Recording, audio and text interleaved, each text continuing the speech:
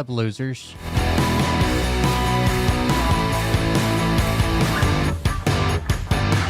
I heard Trump was Jesus or something. What happened? Oh, he's a doctor. I forgot. He's a doctor.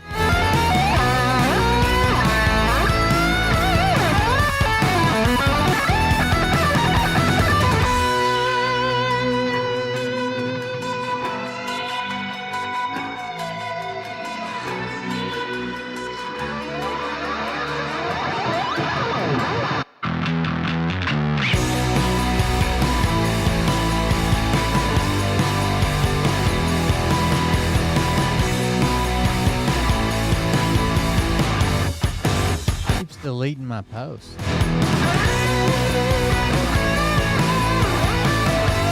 How weird.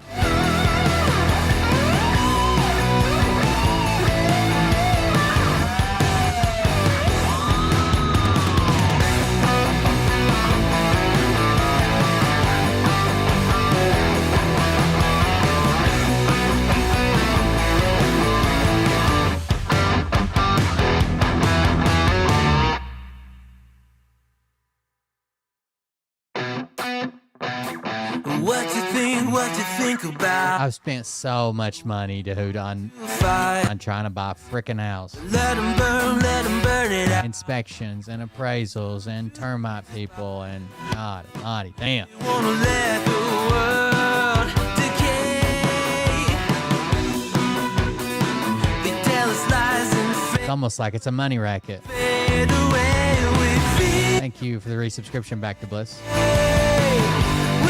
were raised to lose the race. Wake at the back of the pack, kill it anyway.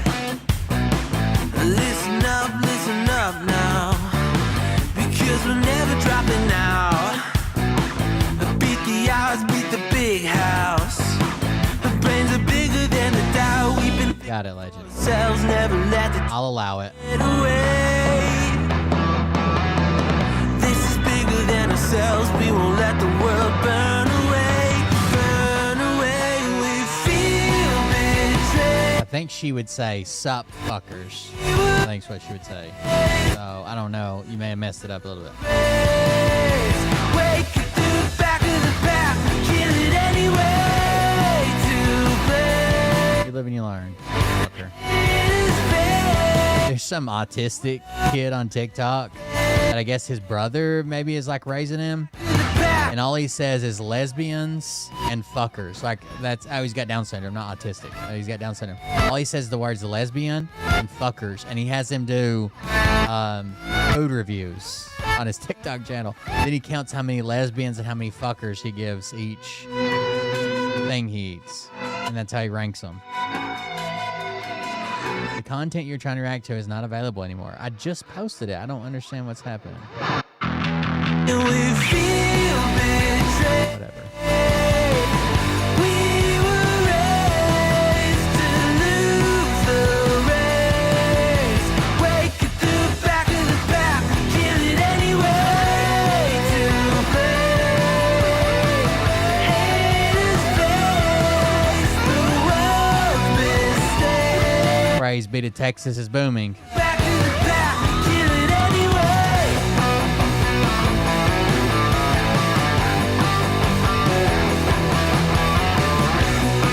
No. No, Itsuko. No.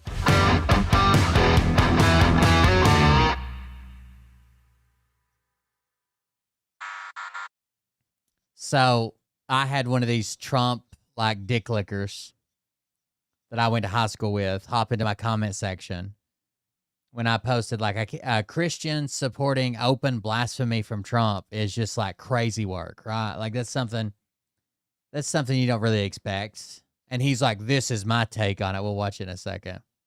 This is how I personally feel about it. Like anybody gave a fuck.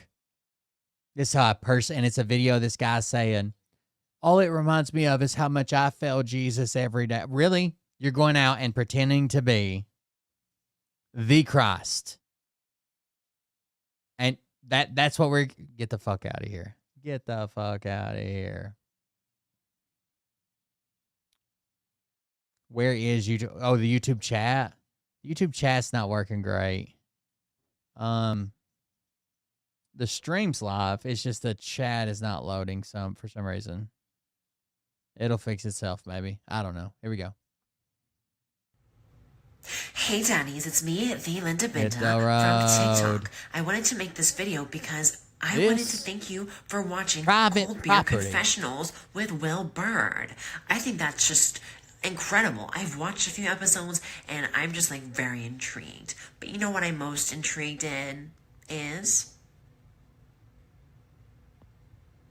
Big Daddy's meat stick. I heard that it's very State. like a You good think old this is German state sausage. property? You know, Linda and her coochie loves that. Oh, never mind. Let's not go there. Anyways, I hope you have a good show and enjoy it as you can. How There's bad a of lot an weird things that idea go on, is it to get a especially pool? when it comes from the realm of Linda Bindaland. So, enjoy the show. Thanks for watching. Peace out. Welcome, everybody. I am Will Bird, and this is the Cold Beer Confessional. I took last night off. I was not here last night because I had a bunch of stuff to meet and do vis-a-vis the house purchasing process. I don't know where we're in. Like, I could still be denied for the loan. I'm pre-approved. They're doing the checks. They did my credit score.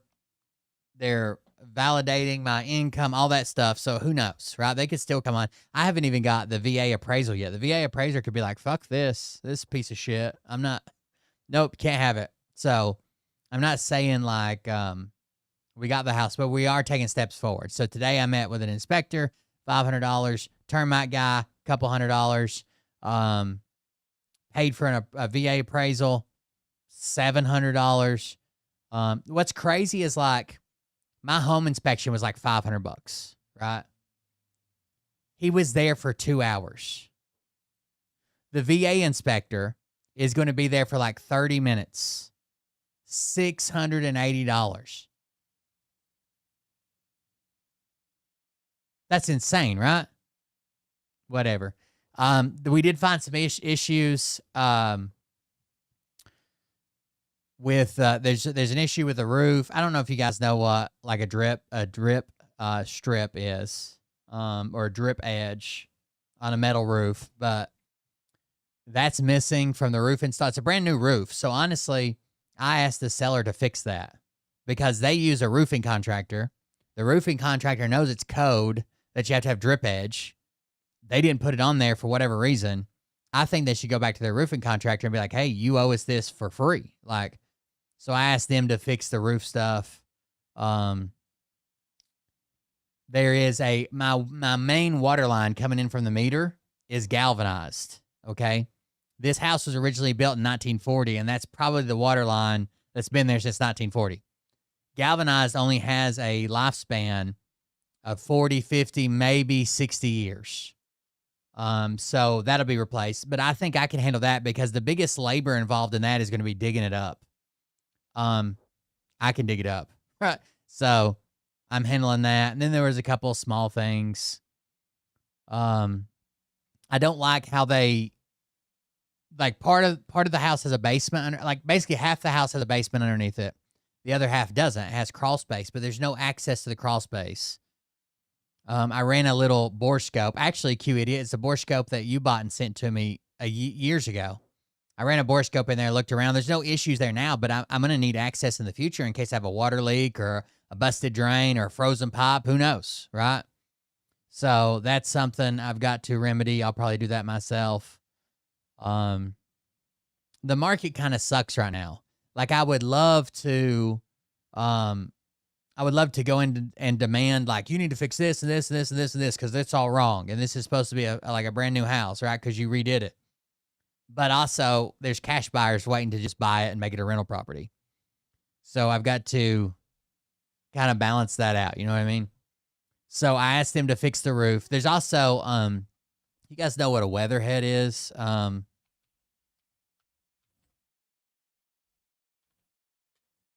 Like where your electric comes to your roof. If you don't have buried electric, it's got like this, this weatherhead thing. So where mine comes in, there's a boot. Thank you, man. And hopefully Rust or Bust is going to be a thing again when I get garage. My next project once we secure the house is to get a metal building and a garage. Even if I got to build that motherfucker myself. Like, I need a garage. I've been working on shit in gravel driveways and laying on my back and shit fucking dust and branches and sticks and ants and rain and snow my whole goddamn life. I've got to get a motherfucking garage, dude. That's my goal before I die. Anyways, this is a weatherhead. This one has supports on it. Mine doesn't. But this weatherhead, basically your power lines come in here. Then that goes down and feeds like your meter, your electric meter. Well, typically there would be like I have a metal roof. So on mine, there's like it's the same thing on a shingle roof. There's usually a boot that goes around this, a big rubber boot. It kind of gets glued in. And I think the code for it is that for every inch of flange, there's like a metal flange around the rubber boot. For every inch, there needs to be a screw in it. So every inch has to have a screw in it. Well, mine, for some reason, is ripped or something. Even though it's brand new, it's like ripped and got a hole in it. You can basically put your hand in. That needs to be fixed immediately because that is like goes straight into my attic or the attic. I guess I keep calling it mine. And then the drip edge, I'll show you it too. Metal roof drip edge. The drip edge is basically like your roof goes out like this. And then you have your gutter. There has to be something under the roof that like directs water into the gutter so there isn't like exposed area there. So let's see if one of these good expanded drawings. Yeah, that's all right. So here's the gutter. Here's the metal roof. This orange part would be drip edge. So basically it goes under the roof and doesn't let water go back into where like the end of your rafters would be or your sheeting on your building or whatever. It basically it's just a thin piece of metal that goes out like this and then goes down. There's fancier versions, like there's T-style, and then there's the ones with like all this bend in it. But basically it directs water. It doesn't let water, because water has like a surface tension. So if you have a metal roof with not a lot of slope, water could roll back in there, right? It could stick to the metal and roll back underneath. Or if you have like a driving rain, like wind blowing, or let's say your fucking gutters get backed up and your gutters fill up, you don't want that going in your house. You want something there to protect it. That's what drip edge is. But this is a code requirement. Like if anybody else put this thing on, I guess the inspector just didn't see it because they got a building permit and had the building inspected when they were redoing it. But this is code required. That's why I thought it wasn't that big a ask. One, they should go back to their contractor and say, you did this wrong. You should fix it. It shouldn't cost them any money, the seller. And two, it's like a code requirement. Nobody should have ever even signed off on that drip edge being missing for the whole roof. It's like 90 linear feet of drip edge is missing. So we got those things. And then there's just a bunch of small things like there has to be one smoke detector in every bedroom and then one in like the common area, right? Centrally located. And the one in the common here's a better picture. The one in the common centrally located area has to be smoke and carbon monoxide. So bedrooms can just be smoke. Everywhere can just be smoke except for the one central located one has to be smoke and carbon monoxide. And mine was just smoke. So I've got to change that up. Yeah. Get that fixed. I'm not going to ask the seller to fucking replace the smoke alarm. I'll get it. But here's the drip edge. So see how you have this fascia? This is wood. The drip edge goes on the roof sheeting, and it gets like some adhesive behind it and screws, and the gutter would be right here where the arrow is. Right, the gutter's not shown on here, but that's where it would be. It just directs everything over. I could I've been building houses and in the trades, and I used to run a framing crew back when I was young. Like I could fix everything. Yes, the alarms are all interconnected. When one goes off, they all go off. I could fix everything that's there, but I shouldn't have to, especially this. Like a brand new roof ought to have all the pieces that are required by code. But everything else I'll kind of take on my shoulders and see what we can do. Or if they don't want to fix it, that's fine. Give me what you think you would spend to fix it. You know what I mean? Like if you think it'd cost $1,000 to get a contractor out there to pull up the roof sheets, put drip edge down, screw it down, put the roof sheets back down, seal it all back up, that's fine. Just give me that money. There's somebody installing drip edge. This is a fancier drip edge, but that's all it is. It goes to wood, and then it goes over the wood, and it directs the water to where the water can't come back at it. The home inspector was, it was expensive, which, I mean, he did a good job, though. Damn. He took pictures of everything. He checked all the appliances. He checked all the smoke detectors. He noticed that, it's a house from the 40s, so the floors had settled and were sloped a little bit. Like, he did amazing. New drip edge fascia and soffits are as needed, yeah. This is a brand new roof, too. I would love to buy this house to be able to show it to you guys without doxing myself, but it's a cool house. I like it. I'm excited about it and also super, super, super nervous. I've never bought a house before. I'm sure you guys have, or a lot of you have. It's just like it moves so fast. Like, we found it 18 minutes after it had been posted. I contacted my realtor immediately. We went and saw it. We decided we better put in an offer because someone else was going to. And as soon as we put in an offer and kind of got it locked up, we almost immediately, they had a cash buyer that said, I don't need your closing cost help. I'm going to buy cash and make a rental out of it, blah, blah, blah. Like, and then we got 5 days to do this inspection, 10 days to do that, 3 days to do this. And it's all in the contract. Like, there's so much shit that's going on. I don't know. It's just, sometimes I just want to like fucking latch on to shit, be like, slow the fuck down, dude. Everybody's going so much harder. So too fast, slow down. What are you doing? I don't like the deadlines and shit. And it's got a big backyard, and the driveway the driveway ends. But if you took the driveway further, it would end up in the backyard, right? It goes straight. So that's where I want to put a big metal building in the backyard. Probably at least 2 bays, like 2 garage bays. Driveway goes all the way to it, parking to the side, and boom. It'll probably take up, I don't know, close to half my backyard by the time you say, oh, well, this 2 foot between the building and the fence is kind of useless and blah, blah, blah. It'll probably take up half my backyard, but I don't care. I've spent my whole life working on shit in the shittiest ways, laying on your back in fucking gravel, piss pouring the rain. It sucks. I want a garage. I want concrete. I want to be able to use a fucking floor jack without it binding up and everything trying to fall off. I'm excited and super nervous. So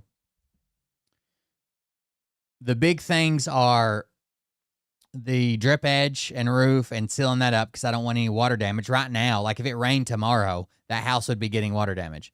There's no way around it, like, especially the boot ripped. 2, the water line probably needs to be replaced. And so galvanized, you can't tell when it's going bad. It rusts from the inside out. So all my inspector noted was that when he had 2 faucets on and flushed the toilet, we had reduced water pressure.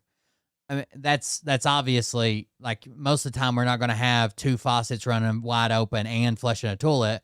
But the only way to tell that the corrosion's happening on the inside, and there's nothing to fix galvanized pipe. Honestly, the rust, when it starts to rust, the rust is what's holding it together. So if you had something that you could like run down it and beat the rust out of it, or like break it off or whatever, it would just destroy the pipe. Right, the pipe would just start leaking. So that'll be something. They do have pipe pulling, which is really cool.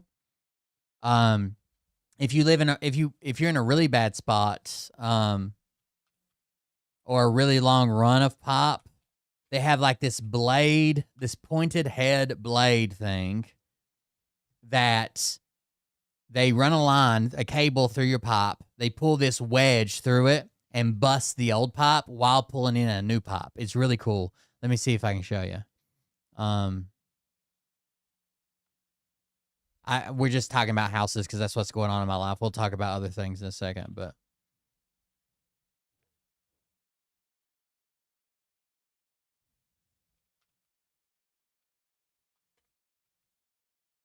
it's really cool how it like busts up the shit. Make sure to ground the house with a metal pole. Yeah. They actually, when they redid the electrical panel, they put 3 grounding rods at least 6 foot away from each other. That's the 6. Yeah, so this is cool. They burst the old pipe. A lot of times you see this on sewer pipes. They use a wedge head that breaks the old pipe while pulling a new one through, so you don't have to dig up. This is cool. If I had the ability to do this. Replacing underground sewer lines used to mean destroying your entire front yard, but right now, if I decide to, right now the yard is kind of fucked up. It's sowed in like straw and seed. Right now would be the time to dig up the yard. If I was going to have to dig a trench, because I don't have good grass. I'm not worried about curb appeal. Blah blah blah. I might as well do it now. Trenchless sewer repair, we can spare your lawn from disaster. Our trenchless pipe bursting method begins by creating small access points to the damaged pipe. A cable So that basically all you have to do is dig a hole on each end. is inserted and pulled through following the path of the existing line, while simultaneously pulling the replacement line into position. See this head that's coming? So a cable's put through the line. This head breaks the old pipe and pulls a new pipe in. The new polyethylene pipe is rated to last for 50 See how it's like busting it up, and you just leave those pieces underneath there. But usually, like even copper, even that was the most expensive. That was like the bougie shit back in the day, copper. And it's only 50 to 70 years lifespan. I might go back with PEX. Our trenchless solution means that your drains will be repaired quickly without destructive open trench digging in your yard, patio, driveway, or gardens. Serious problems need... I wanted to see a real video instead of an animation, but that's the way it works. The head goes in there, breaks the old pipe, and pulls it. There it is. See a splitter head go into the ground and split the old water pipe.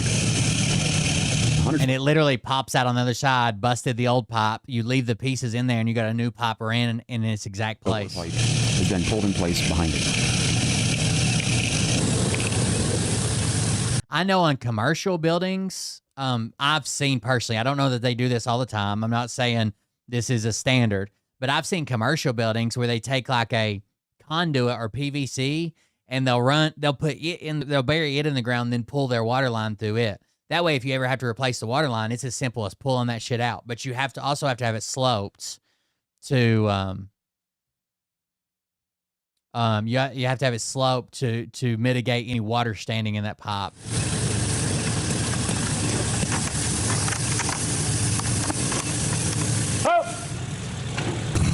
To be fair, my aunt does real estate all the time.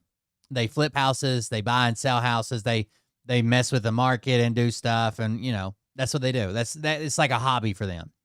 And she said it's one of the cleanest inspections she's seen, especially from a house that was built in 1940. Even though it was renovated this year, so the house was like run down as fuck, and then it had a fire in it that started in the kitchen. So they had to redo it's got new studs and new sheetrock and new roof and new flooring and new floor joists. Like it had a fire. And that they gutted everything. There's pictures of them when they were doing it. Like they got it for a steal, though. I think they paid like $30-some thousand for the house and the property. So basically just buying the property, but they gutted everything. The house shape is still the same, except they added on a couple rooms in the back, but everything else has changed. Here's a view from the other end where some of the old water line just simply got pulled out of the ground. Pretty cool. This is a good scene. You can see all the repairs in the past that have been made. They're pulled right out. And there comes the new line going on through. Here's a view of the different materials that were used for the old water service and all the repair couplings in the past that have been used. I think I have a bunch of calcification in a segment of a drain that I can access in my basement. I'm not looking forward to that project. I have 2 options. So I need to get access to my crawl space. So I can either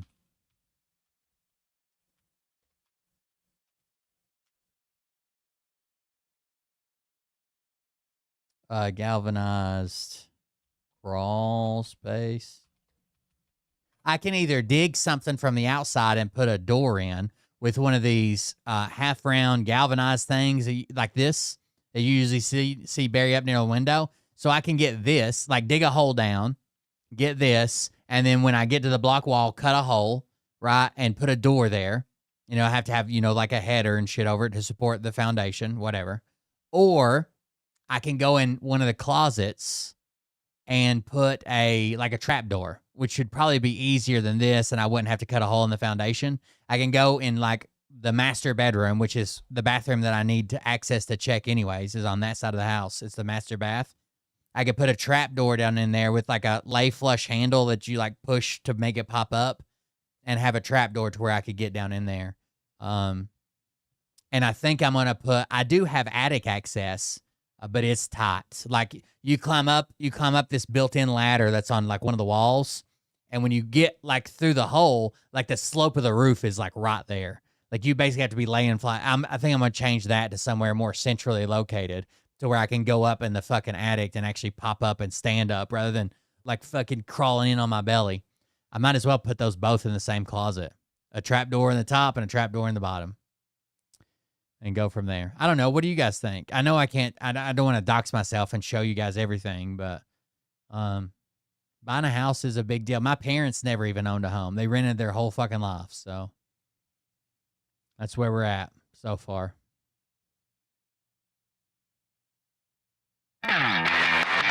Four types of trenchless technology. Well, let's start off with number one, pipe bursting. Pipe bursting means that we're going to put a new pipe through an old pipe, but it's not going to be reducing the size. Have you seen a garage without an access door? I don't think so. It's actually going to be... I guess you could have the bay door that you always go into. Taking the old pipe out of the way and putting a new one in place. We do this one way with sewer piping, and we do it another way with water piping. So we can do both water and sewer with pipe bursting. We can actually even do gas lines in the right situation. Number two, pipe lining. And pipe lining to me is the future of plumbing. We're going to do so many things with pipe lining. Let's look at the I've been involved in pipe bursting for sewer for over 30 years. I bought my house and no access door to the attic. Oh, okay. No access door to your attic. Have you got access now? Have you been up there to at least check the insulation or anything? We started doing it way back. We have really good insulation. We have rock wool insulation, which I really like rock wool. When we needed to replace Orangeburg sewer pipe, and we were putting new pipe inside old pipe. Orangeburg, we talk a little bit about if you look at the short that we've got connected to this. And thank you, it was Bonobo. an old tar paper line. Well, it started collapsing, and it was easy and soft to pull something through and break it out of the way. So we started off doing just Orangeburg pipe, and we would replace that old Orangeburg that was put in the 40s. I love working on shit already. And if it's my own shit, I think I would enjoy it even more. Like, if nothing else, I make content about how I made the worst decision of my life and my house is falling apart. And 60s, and put in new fusion welded HDPE. Just a board. That's what mine is. So mine's just like a piece of, like, if you go basically through the laundry room where the basement steps are, there's just like a fucking piece of plywood you lift up out of the way and get up there. Polyethylene pipe right in the old pipe. Oh, no. Fusion welded means it has no joints. That means the only joints on this pipe were... I think that's what I used to call you. Your house. Everything in the middle, no way roots can ever grow in it. No way anything can ever hurt it. It's good and solid, strong pipe. Can't crush. Nothing affects it but ultraviolet light. And if it's buried under the ground, the sun's not going to hurt it very much, is it? So that's what was so awesome about this. Well, fast forward 20 years, and we've got all our cast iron pipes are now starting to rot out because of all the pipe drain cleaners and that sort of thing we put in it all these years that eat them up and the acid. It's sewer, city sewer, and city water and city trash pickup. And I was worried about having to pay city and county taxes, but where I'm 100%, like my first $180,000 of tax appraisal and the amount that I owe for that is waived. So I shouldn't hardly. They give low appraisals for your tax. I don't know if that's everywhere, but every property I've ever seen, like the property is worth like $250,000, they appraise it at like 170. But I shouldn't owe hardly any taxes, if any at all. And things that go down the drain, and sometimes it's just the dirt that eats it up, the alkalinity in it and everything. Well, the pipes get eat up, we need to put a new pipe in there. Well, now we actually use pipe bursting on all the cast iron, and we have been now for 15, 20 years, but it was originally used just on the Orangeburg. And of course, that was because it was prior to the cast iron going back. I've never seen Orangeburg. It's a wonderful way to put in a new sewer line with no joints, no way roots can ever grow in it. In an old pipe, you don't have to tear up your yard, you don't have to cut concrete, you don't have to replace your driveway, dig up your bushes. Oh, yeah, I have. I didn't know what that was called. I do know what Orangeburg pipe is. Way of doing it. Now, you can't do it every time. There are things that prevent you from being able to do pipe bursting. I thought he was going to show a video, not just talk about it. We were also doing what we call pipe pulling, and we kind of just do that to differentiate. It's still... That's cool. Pipe pulling is cool. I don't know if that'll be an option for me. I'll probably have to dig mine up, but there you go. All right, let's move on. We've done enough house talk, I guess. I'm excited, and I hope you guys are too. I'm hoping that I rent an office now for the studio. and you guys help to pay for that. Like you watching and donations and stuff, all that stuff is great. I'm hoping to.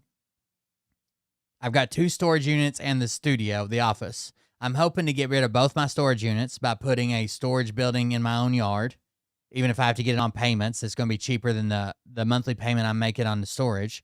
And my office is going to be at the house. Either what I want to do for now is put it down in the basement. The basement's not ideal for it, but it'll work. And then when I get a garage, a building, outbuilding, it'll be back there. See a splitter head go into the ground and split the old water pipe. Yeah, in Tennessee, we're 100% exempt only on the first 180 grand or something like that of taxable appraisal. Has been pulled in place behind it. Yeah, that's true, you did it.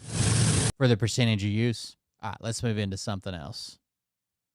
The corruption is not stopping. We've got a lot more stories today, but first I want to talk about the reason why. It's because there are going to be no consequences for any of this. This is right out of the Wall Street Journal. Trump promises mass pardons to staff before leaving office. Now, I got to be clear. The president denies this through the press secretary, saying it was all a joke. The Wall Street Journal should learn to take a joke. However, we know already there have been a bunch of fraud pardons. Half of his 88 individual pardons are for white-collar offenses. Many of those people would have had to pay restitution, except now they don't. So their victims literally are not going to get their money back. One estimate put the total amount at approximately $1.3 billion. I don't think I'll have to change anything about like broadcasting. My biggest thing will be I need to be very careful with like how damp everything. I can't get any water or be damp or standing water or water. Like I have to make sure that basement is dry before I put like electronics down there. $1 billion in restitutions and fines. Even if I got to run a dehumidifier all the time or something, it's got to be dry. That have been eliminated. And the corruption has gotten so insane that everyone has started to admit it. Even people who are friends with this administration. The Trump family has enriched itself. Oh shit, I own a shipping container. That was my mom and dad's storage thing. It's at my former brother-in-law's house.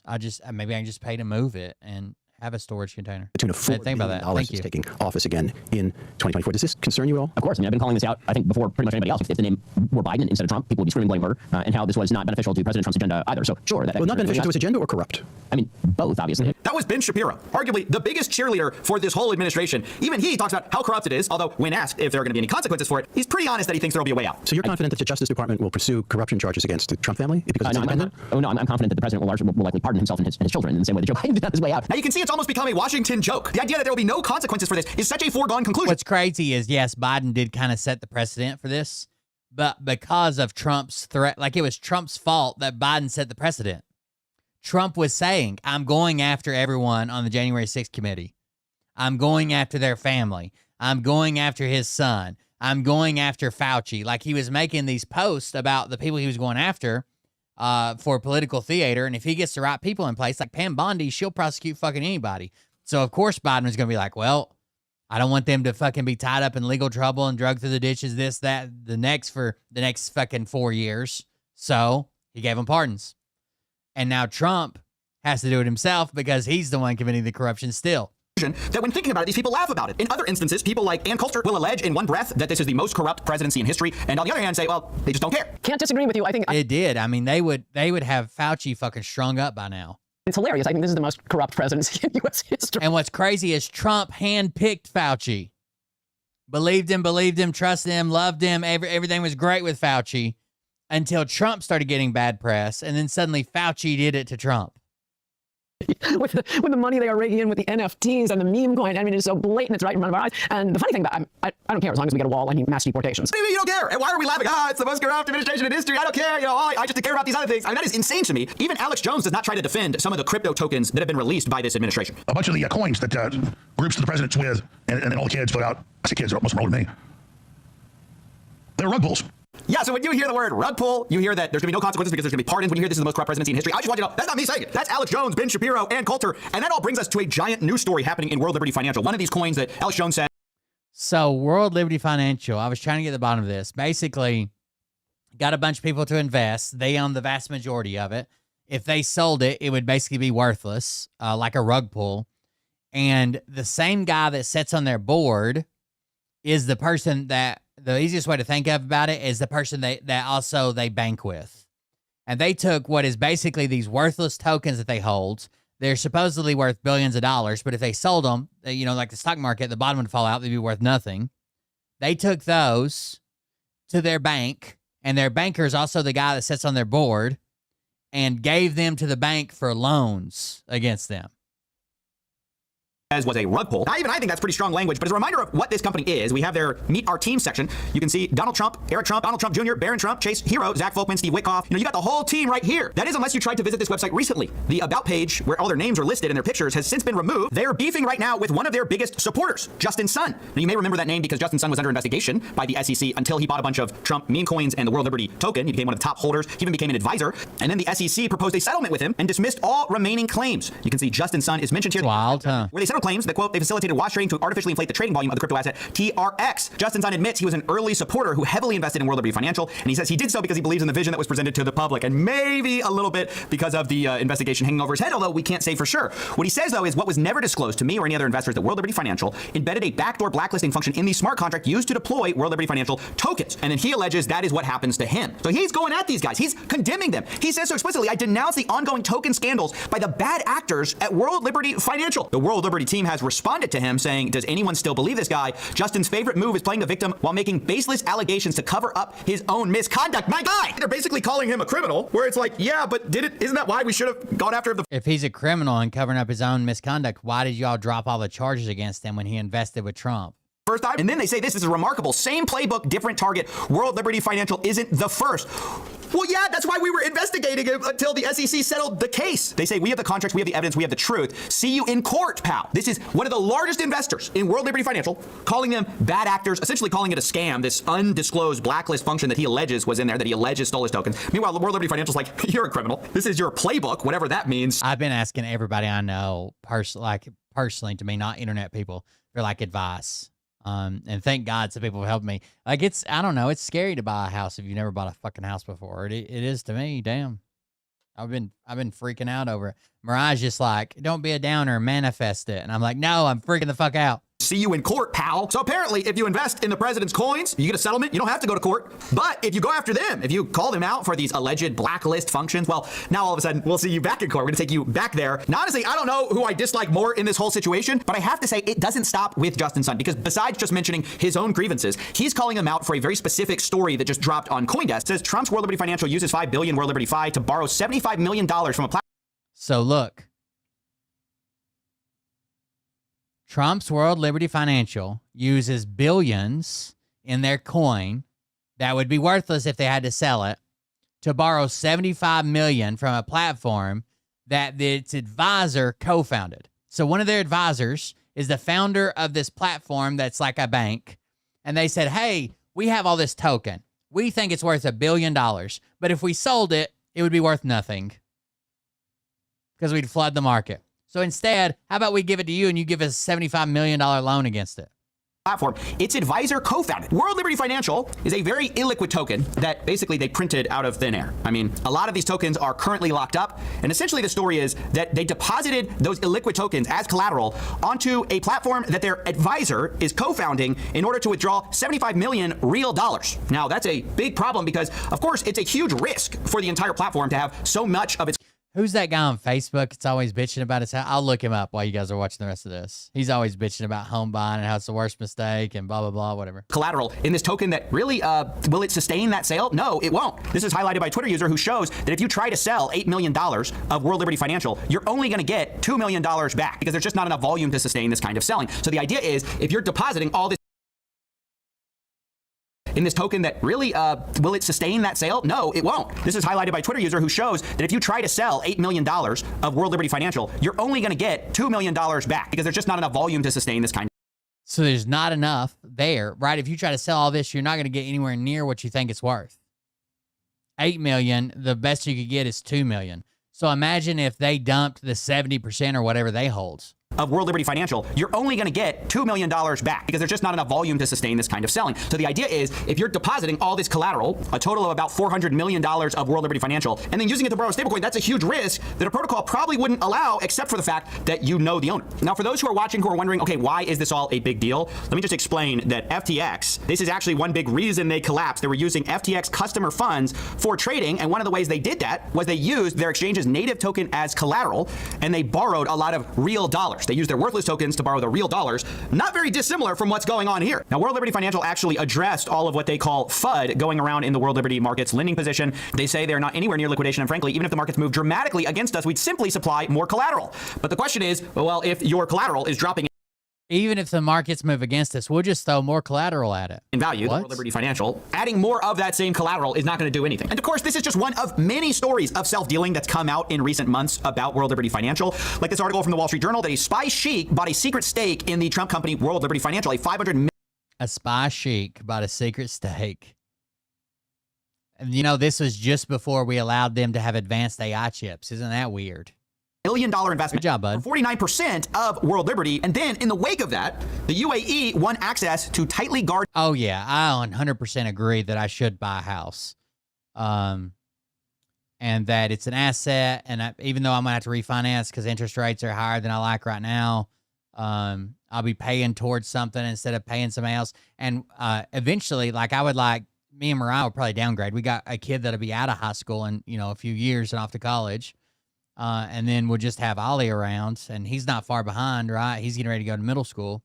But I would like to turn it into a rental property eventually because I like doing the maintenance part. Like a lot of people bitch about rental properties and having to maintain them and this and that and whatever. That's the part I like. AI chips. And of course, the concern is when you look at the complicated financial. So as soon as they donated all this, the $500 million for World Liberty Financial, they got AI chips in Saudi Arabia. Ultimately, this is some kind of quid pro quo going on here where foreign actors are basically investing money to get an outcome they like. And of course, Justin Sun is another one of those foreign nationals. It was just like they didn't give a fuck when Trump was openly taking away tariffs from countries that allowed him to build Trump towers there. They didn't give a fuck then. Why would they give a fuck now? Who was a huge investor in all of this. And it begs an interesting question. You know, we have basically the president's family. I do want to make content around, you know, fixing some stuff around the house and making it more efficient and potentially building a garage. And I do want to make content with that. Crypto empire being heavily invested in by basically other countries, right? Like the main business of World Liberty Financial is their stablecoin, USD1. Now, if you actually look at the market cap of who's using USD1, you see that it was used for a Binance investment. And I will remind you that if you go to Binance.com, you can't use it because it's literally not allowed in the United States. They have a sister branch, but we're talking about Binance proper here. And then we have a USD1 boost program. And then we have a $40 million reward program. That's one of our biggest considerations is they're going to the same schools. We didn't want to change schools. Even if we had to lie about our address and drive them, I'm not changing my kids' schools right when they finally found friends and they're getting along and involved in so many things. That spikes the utilization further. Now, of course, what's the connection here between Binance and World Liberty Financial? Well, many would point to the pardon that got subsequently issued to Changpeng Zhao. What? For a long time the CEO of Binance. He's also a heavy investor into something called Aster.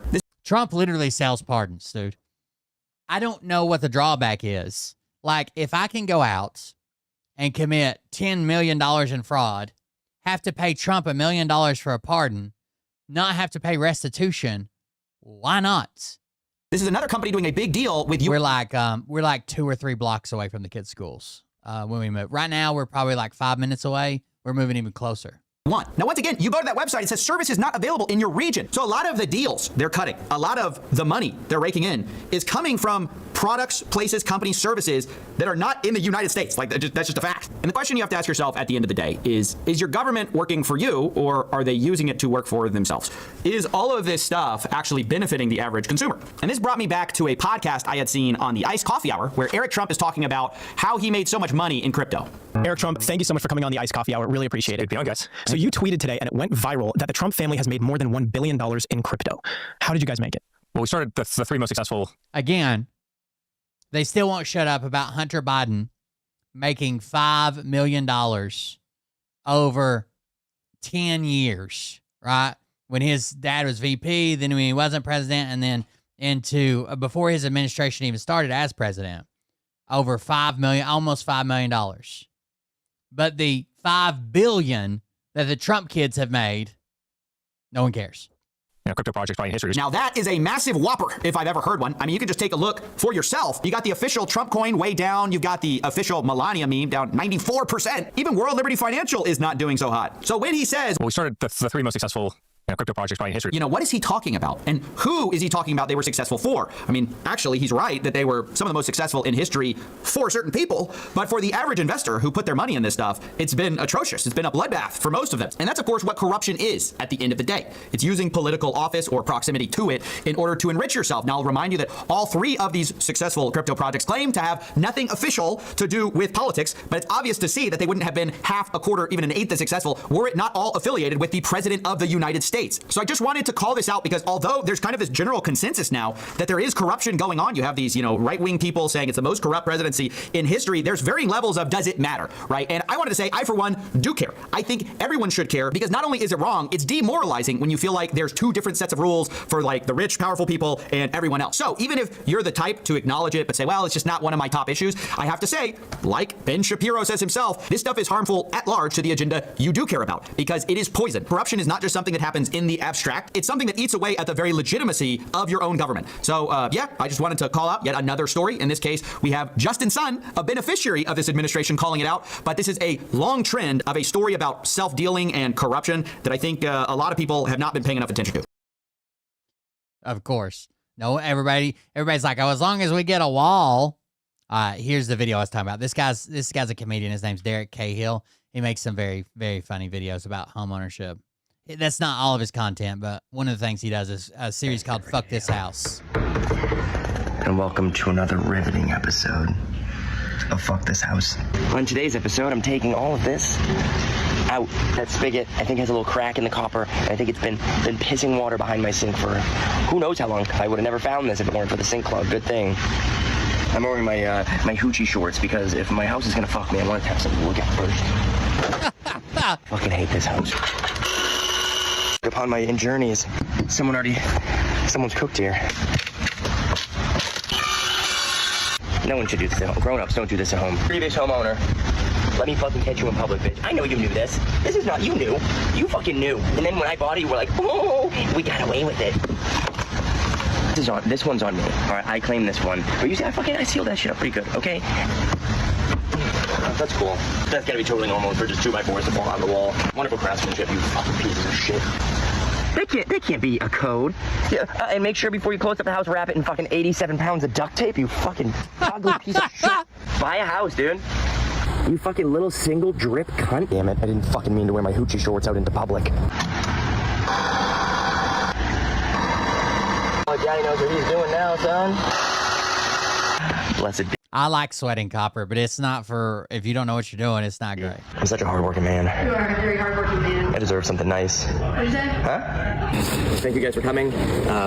Wall is about halfway done at this moment, and I'm ready for any questions that you guys might have. I have one. Okay. How are you responding to the allegations of hiring a company to finish with the fixing of your wall? Okay, that's a fucked up way to start. Can we go with the stuff that I've done for my community? Any questions? Are you not confident enough in your ability to finish things? Do we have any other fucking reporters, or is it? Have you ever finished anything in your life? Throw me a fucking bone here, bud.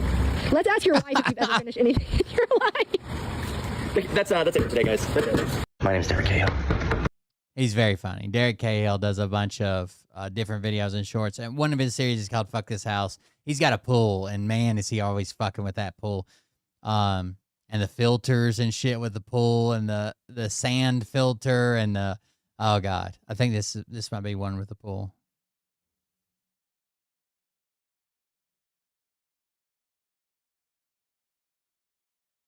Oh no. I noticed a wet spot on my exterior foundation. Ended up completely renovating the kitchen, dining room, living room. Damn. The devil himself invented homeownership because that's the only thing that I can explain for how fucking horrendously difficult all this shit is, okay? I did this the other day, okay? It looks like shit. Shut the fuck up, okay? But all my gutters are washing out my earth over here, okay? My fence started leaning because I'm up higher than my neighbors because I'm a fucking king, right? But it's just washing until I was like, oh, I'm a fucking genius. I'll build this rain bucket, okay? I didn't do a very good job, okay? And this little fucking Drake-looking thing here, that's not going to do a goddamn thing because the whole thing, I'm elevated. It's just going to wash out somewhere else. I'm just pushing the problem down, which I normally do with problems in my life, but this one seems a little bit more pertinent to address. So I'm out here, and I get my swingy tool, You can see I did a little trenching. I'm gonna do a fucking French drain in this yard. I'm gonna fucking trench my shit, and I'm gonna fucking plumb my way all the way to the street with a drain. But the thing that blows, I'm 35 years old. I did fucking 10 hacks. My back is flaring. I can feel my back being like, the fuck are you doing, bitch? And I'm like, I'm trying to be a DIY homeowner. So I had to take a little bit of a break. But I'm gonna fucking do it, bro. Come hell or high water, literally both of which I'm struggling with right now, I'm gonna fucking have this done in the next 7 to 14 business days. Don't do this. If you're watching this, don't sign the contract. It's too late for me, but you can save yourself. It makes home ownership sound awesome, dude. I wish I could find one that had the pool filter in it, dude. He goes off on this fucking pool. Anyways, Derek Cahill, check him out. He's a comedian. He does shows and shit, but he also bitches about his house a lot. There you go. All right. So we've all seen the Trump post, right? Trump posts as Jesus. We've all seen this image that Trump posted himself. He admits to posting it, okay? Donald Trump. It's him healing a guy. There's a nurse, a soldier, a praying girl, an old man. There's also this weird demon in the background with 3 horns. I don't know what the fuck that is. He's also a demon with wings and 3 horns. I don't know. There's an eagle, Statue of Liberty, fireworks. Clearly, this is literally the most Westerner depiction of Jesus you've ever seen. Right? This isn't what Jesus looks like in Pakistan, but anywhere in the Americas, this is Jesus, dude. Right? The white, the red, this is after he's already been crucified and like appears to people or whatever. He shows you. He's holding a ball of lights and healing a person on their deathbed with that ball of lights. Everybody sees that, right? No one's questioning what happened there.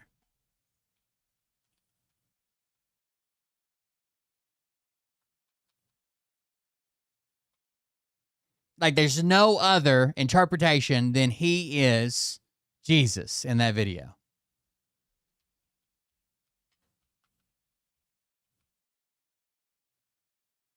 Or in that picture. I said video. So then he does this. Hold on. Let's listen in here.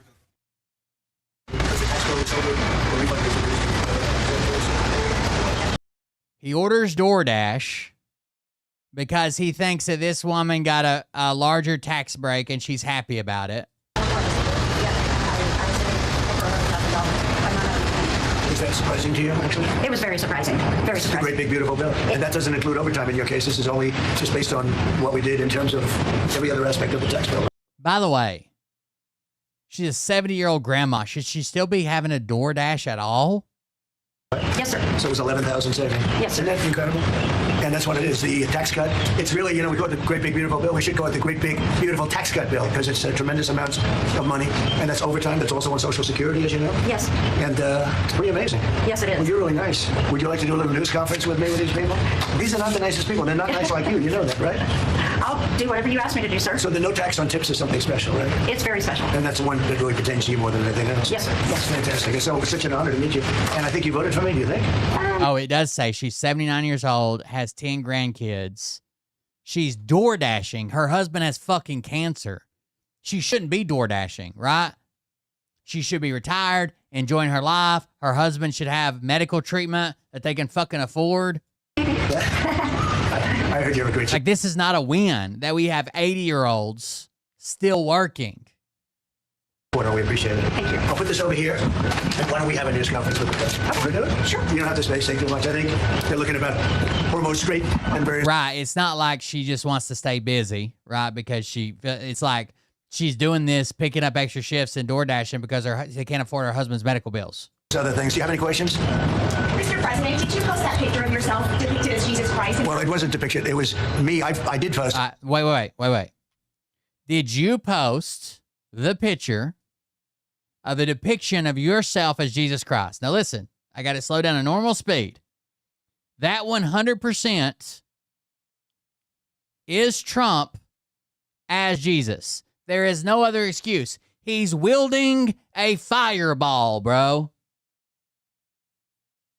He's dressed as Jesus. He has Jesus' powers. He's holding a ball of light. He's healing a man by touching his forehead. And there is some type of apocalypse being summoned in the background. There is no other explanation. Okay?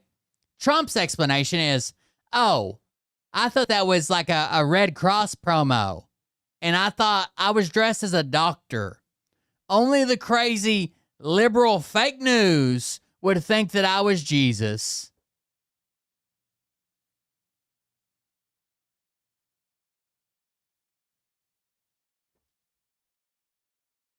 No fucking way, dude. But here we go. Any questions? So Trump just scrolls social media, and he likes when people worship him like that. He saw that and posted it. Right? Someone else made that with AI. You can almost guarantee it. And he found it, downloaded it, and reposted it. Mr. President, did you post that picture of yourself depicted as Jesus Christ? Well, it wasn't depicted. It was me. I did post it, and I thought it was me as a doctor, and it had to do with Red Cross as a Red Cross worker there, which we support. I thought it was me as a doctor, and there's a Red Cross worker there, which we support. By the way, this is just a regular nurse. There's no Red Cross here at all. Okay? I did post it. It was not a depiction. It has nothing to do with Jesus. That was me as a doctor because there's a Red Cross worker there, and we love the Red Cross.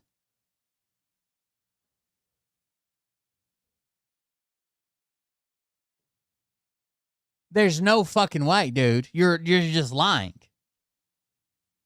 And you can't be a Christian and keep saying you support shit like this. That's a 100% blasphemy. Well, it wasn't depicted. It was me. I did post it, and I thought it was me as a doctor, and it had to do with Red Cross as a Red Cross worker there, which we support. And only the fake news could come up with that one. So only the fake news would think that's me as Jesus. By the way, this is right after he attacked. This is the very next post after he attacked Pope Leo, the Pope, and said, I like your brother better because he's MAGA, whatever, right? So he attacks the Pope, says he's soft on crime, soft on war. He wants Iran to have nukes because the Pope called out the bombing of kids and shit. And he says, oh, I like your brother better because he's MAGA. He knows what's going on. The very next post, he posts himself as Jesus.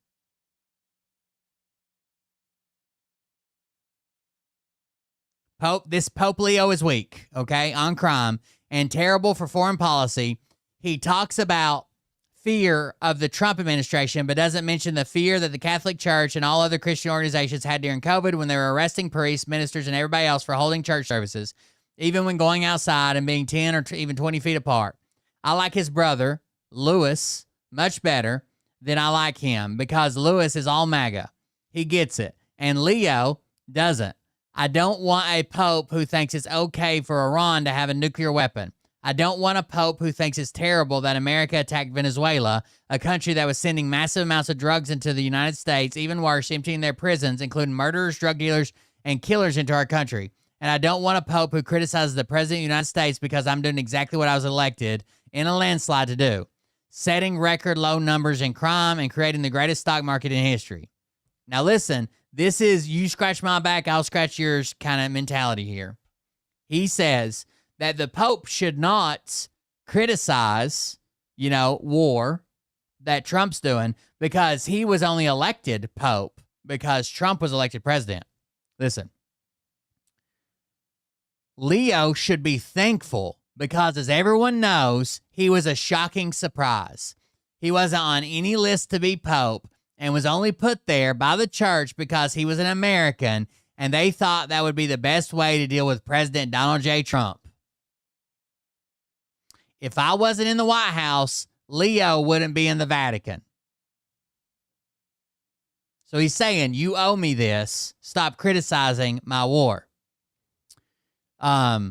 Unfortunately, Leo's weak on crime, weak on nuclear weapons, does not sit well with me, nor does the fact that he meets with the Obama sympathizers like David Axelrod, a loser from the left who is one of those who wanted churchgoers and clerics to be arrested. Leo should get his act together as Pope, use common sense, stop catering to the radical left, and focus on being a great Pope, not a politician.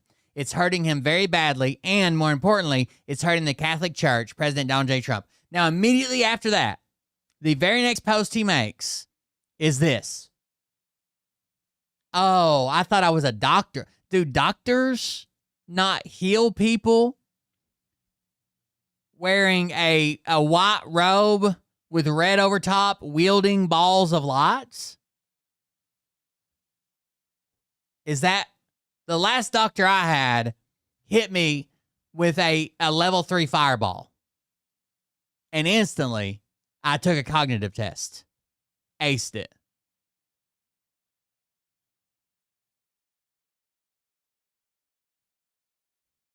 Me as a doctor. President, did you post that picture of yourself depicted as Jesus Christ? Well, it wasn't depicted. It was me. I did post it, and I thought it was me as a doctor, and it had to do with Red Cross as a Red Cross worker there, which we support. And only the fake news could come up with that one. So I just heard about it, and I said, how did they come up with that? How did anybody? I just heard that you guys thought it was a picture of me as Jesus, and I thought, how does anybody come up with that? Either he is the dumbest motherfucker alive, or he's lying, or both. Like if I cropped my face onto this image, people would be like, "Oh, Will's got an image where he looks like Jesus." How did they come up with that? What the fuck? How? And only the fake news could come up with that one. So I just heard about it, and I said, how did they come up with that? It's supposed to be me as a doctor making people better, and I do make people better. I make people a lot better. As an example, the 11,000, I understand your husband's going through treatment. I make people better because I gave a tax break that you qualify for. I make your husband better, right? Because he's got cancer? Yes, sir. Yes, sir. He's going through some very serious cancer treatment, so this goes a long way. Yes, sir. It sure does. Mr. President, are another round of talks planned with Iran? The guy, Trump asked her, and he's like, I'm sure you probably voted for me, right? And she's like, maybe. And if so, will you send Vice President J.D. Vance with? Well, he's done a good job, and Steve and Jared, they've all done a very good job. And I can tell you that we've been called by the other side. They'd like to make a deal very badly, very badly. Don't worry if you get cancer and have, hundreds of thousands of dollars of medical bills. What about the tax breaks for cancer? I mean, you're looking like a glass half empty type person. What if that glass is actually full of cancer and medical bills? And then underneath that glass is a coaster made of tax breaks. Point over. You said it was over nuclear. It was over nuclear. Very similar. Yeah, very good. I guess you're listening. It's over the fact that they will never have a nuclear weapon. Iran, you marking it down? Iran will not have a nuclear weapon.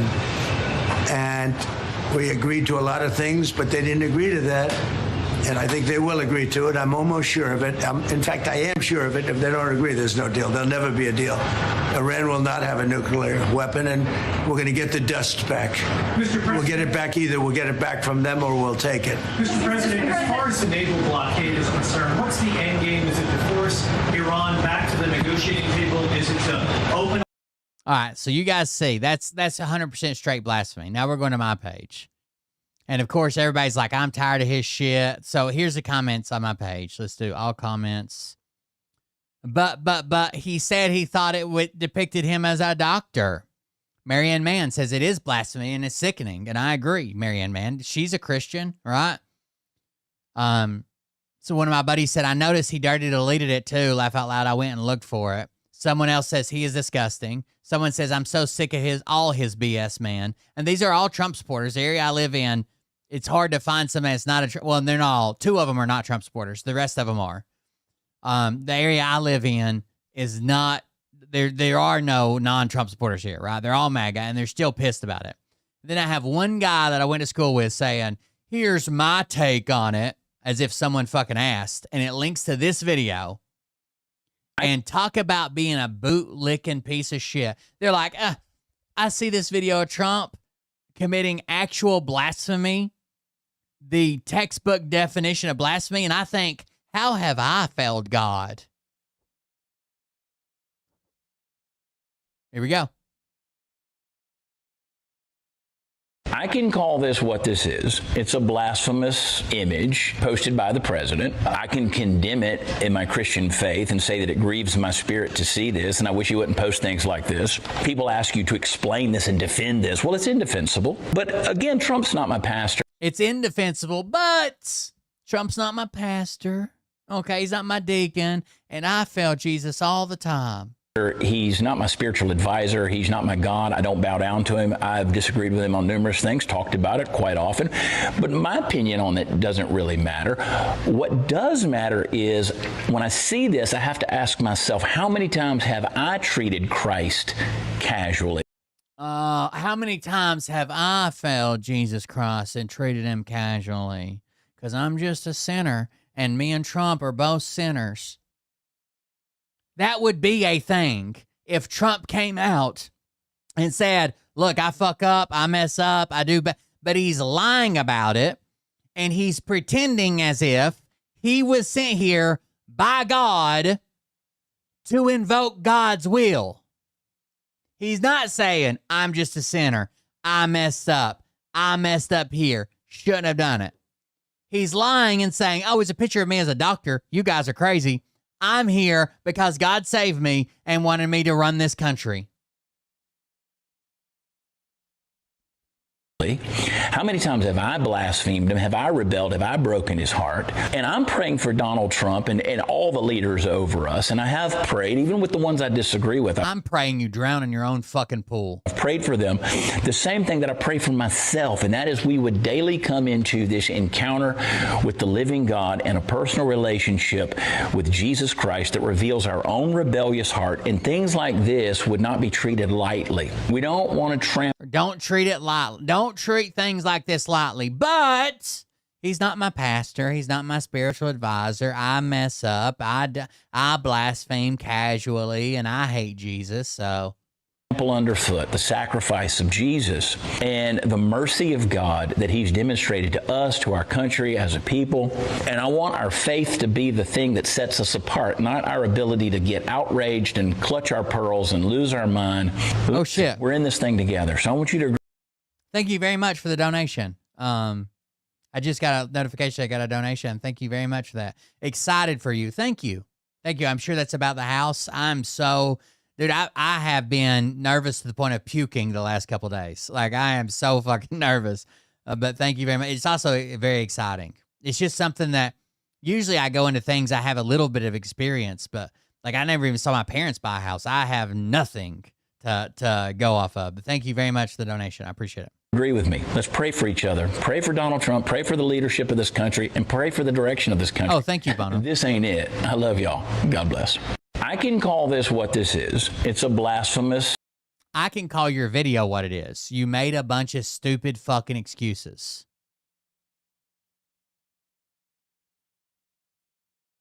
Here's a good one. Well, the picture was originally posted in February by someone else.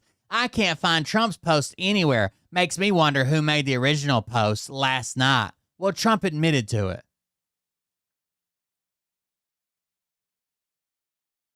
I'm not even sure this AI photo depicts him as Jesus. Is it possible it was meant to depict him as a protector of our country and the people of it?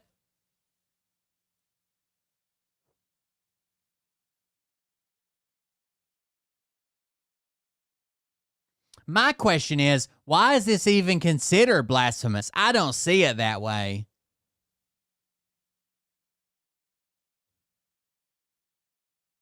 I don't believe the intention of his post was to depict the president as Jesus. But I ask this question. Is the TV show The Chosen blasphemous? Is the movie The Passion of the Christ blasphemous?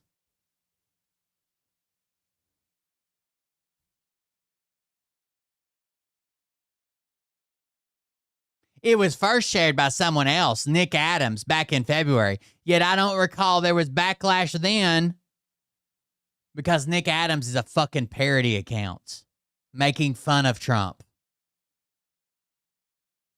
America has been sick for a long time, President Trump. Nick Adams is a parody account making fun of Trumplicans.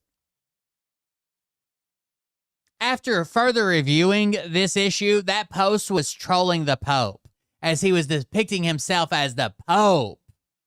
Whoever made this post, I completely approve.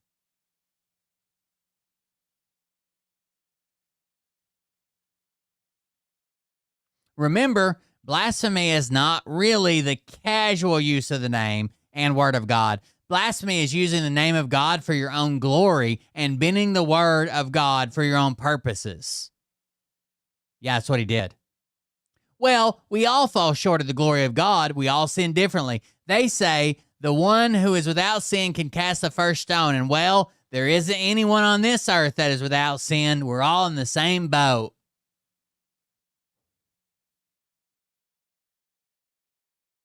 I've heard several ministers say that he was doing God's work. I don't know. Maybe this is his interpretation of that.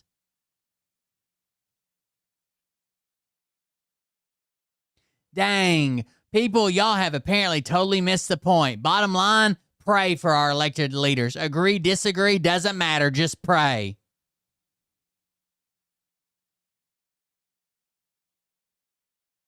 He said it's him as a doctor, not Jesus. Chill out, guys. Trump continually acknowledges Jesus as the Lord. This was in no way attempting to paint him as Jesus. It's just a compassionate person, which we all should strive to be, who wields the light healing power of God. What makes it blasphemous? Based on scripture and biblical definitions, what makes it blasphemous? Tell me right now.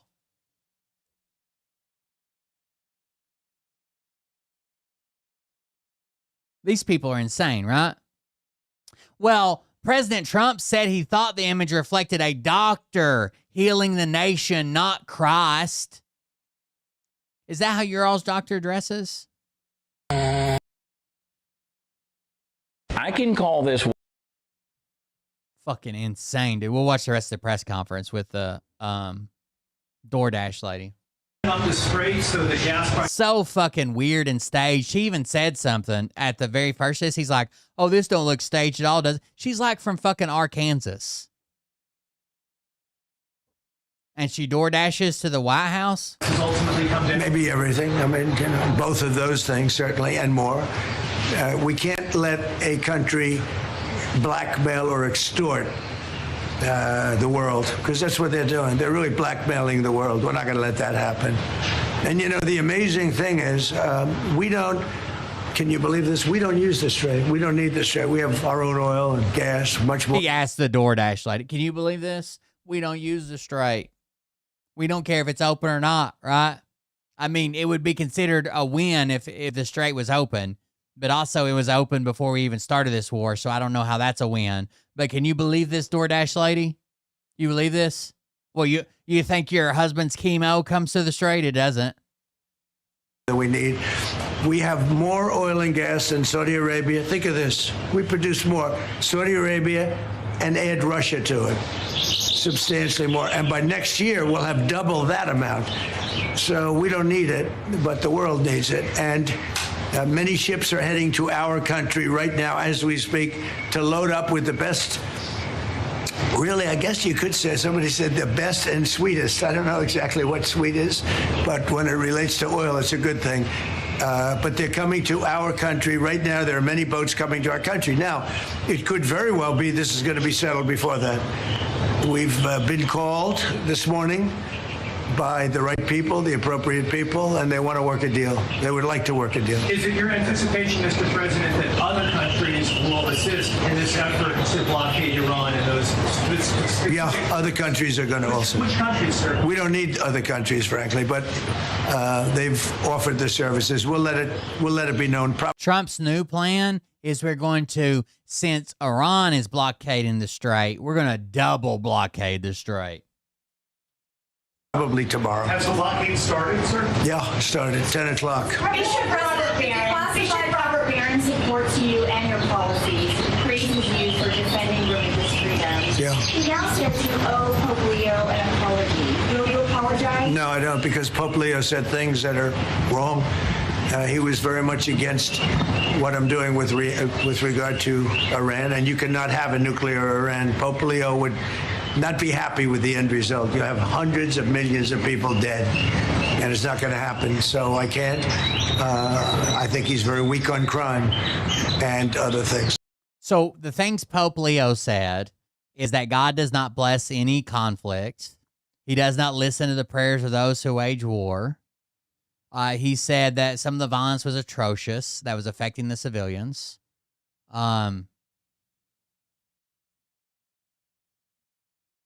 That I like he said normal Jesus people stuff. So I'm not. I mean, he went public. I'm just responding to Pope Leo, and you know his brother. What pissed him off is when Trump first came after him, saying he was weak or whatever. He said he had no fear of the Trump administration. Like, I have a higher calling. I'm not afraid of this. Is a big MAGA person, and he's a great guy, Lewis. And I said I like Lewis better than I like the Pope. No, you have to have law and order in our country, and that's what we have now. We have the lowest crime numbers we've had in a long time, despite the fact that many criminals were allowed into our country, but we've gotten a lot of them out. He claims he's a Christian. So, to me, the way I was raised is being a Christian is like following Christ. One of the major tenets of being a Christian is asking God for forgiveness, right? You say, I'm a sinner. I know I'm a sinner. I know I'm bound for hell. I know that Jesus came and died for my sins, and I accept Jesus into my heart, and that I may be forgiven for these sins. Even though I'm still going to sin, I still need prayer. I still need to commune with Jesus. I'm accepting Jesus to be forgiven of my sins and to have a place in heaven. Christianity in a nutshell, right? When Trump was asked, have you ever asked God for forgiveness? His answer in front of a whole stage of people, or a whole crowd of people on stage, he said, no, I don't think I have to. I just do better next time.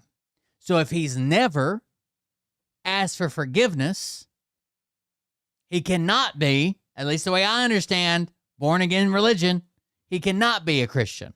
When asked what his favorite Bible verse was, he said all of them. They asked him to pick one out in particular. He said, I don't know. I don't want to pick. I like them all. We've done a great job on crime. So we have the lowest murder rate in 125 years. Since 1900, the lowest murder rate. So we believe strongly in law and order, and he seemed to have a problem with that. So there's nothing to apologize for. He's wrong. The other thing is he didn't like what we're doing with respect to Iran, but Iran is wants to be a nuclear nation so they can exterminate the world. Not going to happen. And Mr. President, on Iran, if the deal is not reached by the end of the ceasefire, does your threat from before still stand? Yeah, I don't want to comment on that, but it won't be pleasant for them. Let me put it that way. Do you still plan to charge your Has your timetable changed in any way in terms of ending this conflict? No, it's going on. Just right now, there's no fighting. Right now, we have a blockade. They're doing no business. I didn't like seeing boats come out if they were doing business with Iran, but if they were... To be fair, like, I don't believe in God. I know some of you guys do. But I think a good litmus test is God would strike down Trump for pretending to be him, for claiming to be, like, sent by him, saved by him, doing his work, and the things that he's actually doing. I think this would be a call down fire from heaven. He would be taken down. He would be struck down by a God. No boats came out, so now Iran is doing absolutely no business, and we're going to keep it that way very easily. Don't forget, their Navy is gone, their Air Force is gone, their anti-aircraft is gone, their radar is gone, and their leaders are gone. That's a lot. Do you still want to charge them coming from predominantly going to China, Mr. President? He is a false idol, and a lot of evangelicals are worshiping him. I'm not saying that if you ask them if they put him above Jesus or above God, but they've gotten to the point where they're at least side by side. He's definitely a false idol. No, but we have a very good relationship with China. He would like to see this ended also. He certainly wants it ended. Everyone, I want to see it ended too, but we can't give a nuclear... Religion in its simplest form, it is used for control and stuff, but the way we developed consciousness and the ability to think and have these thoughts and to wonder about things bigger and outside of like ourselves, survival and mating, so what was that quote? Hold on. There's a good quote.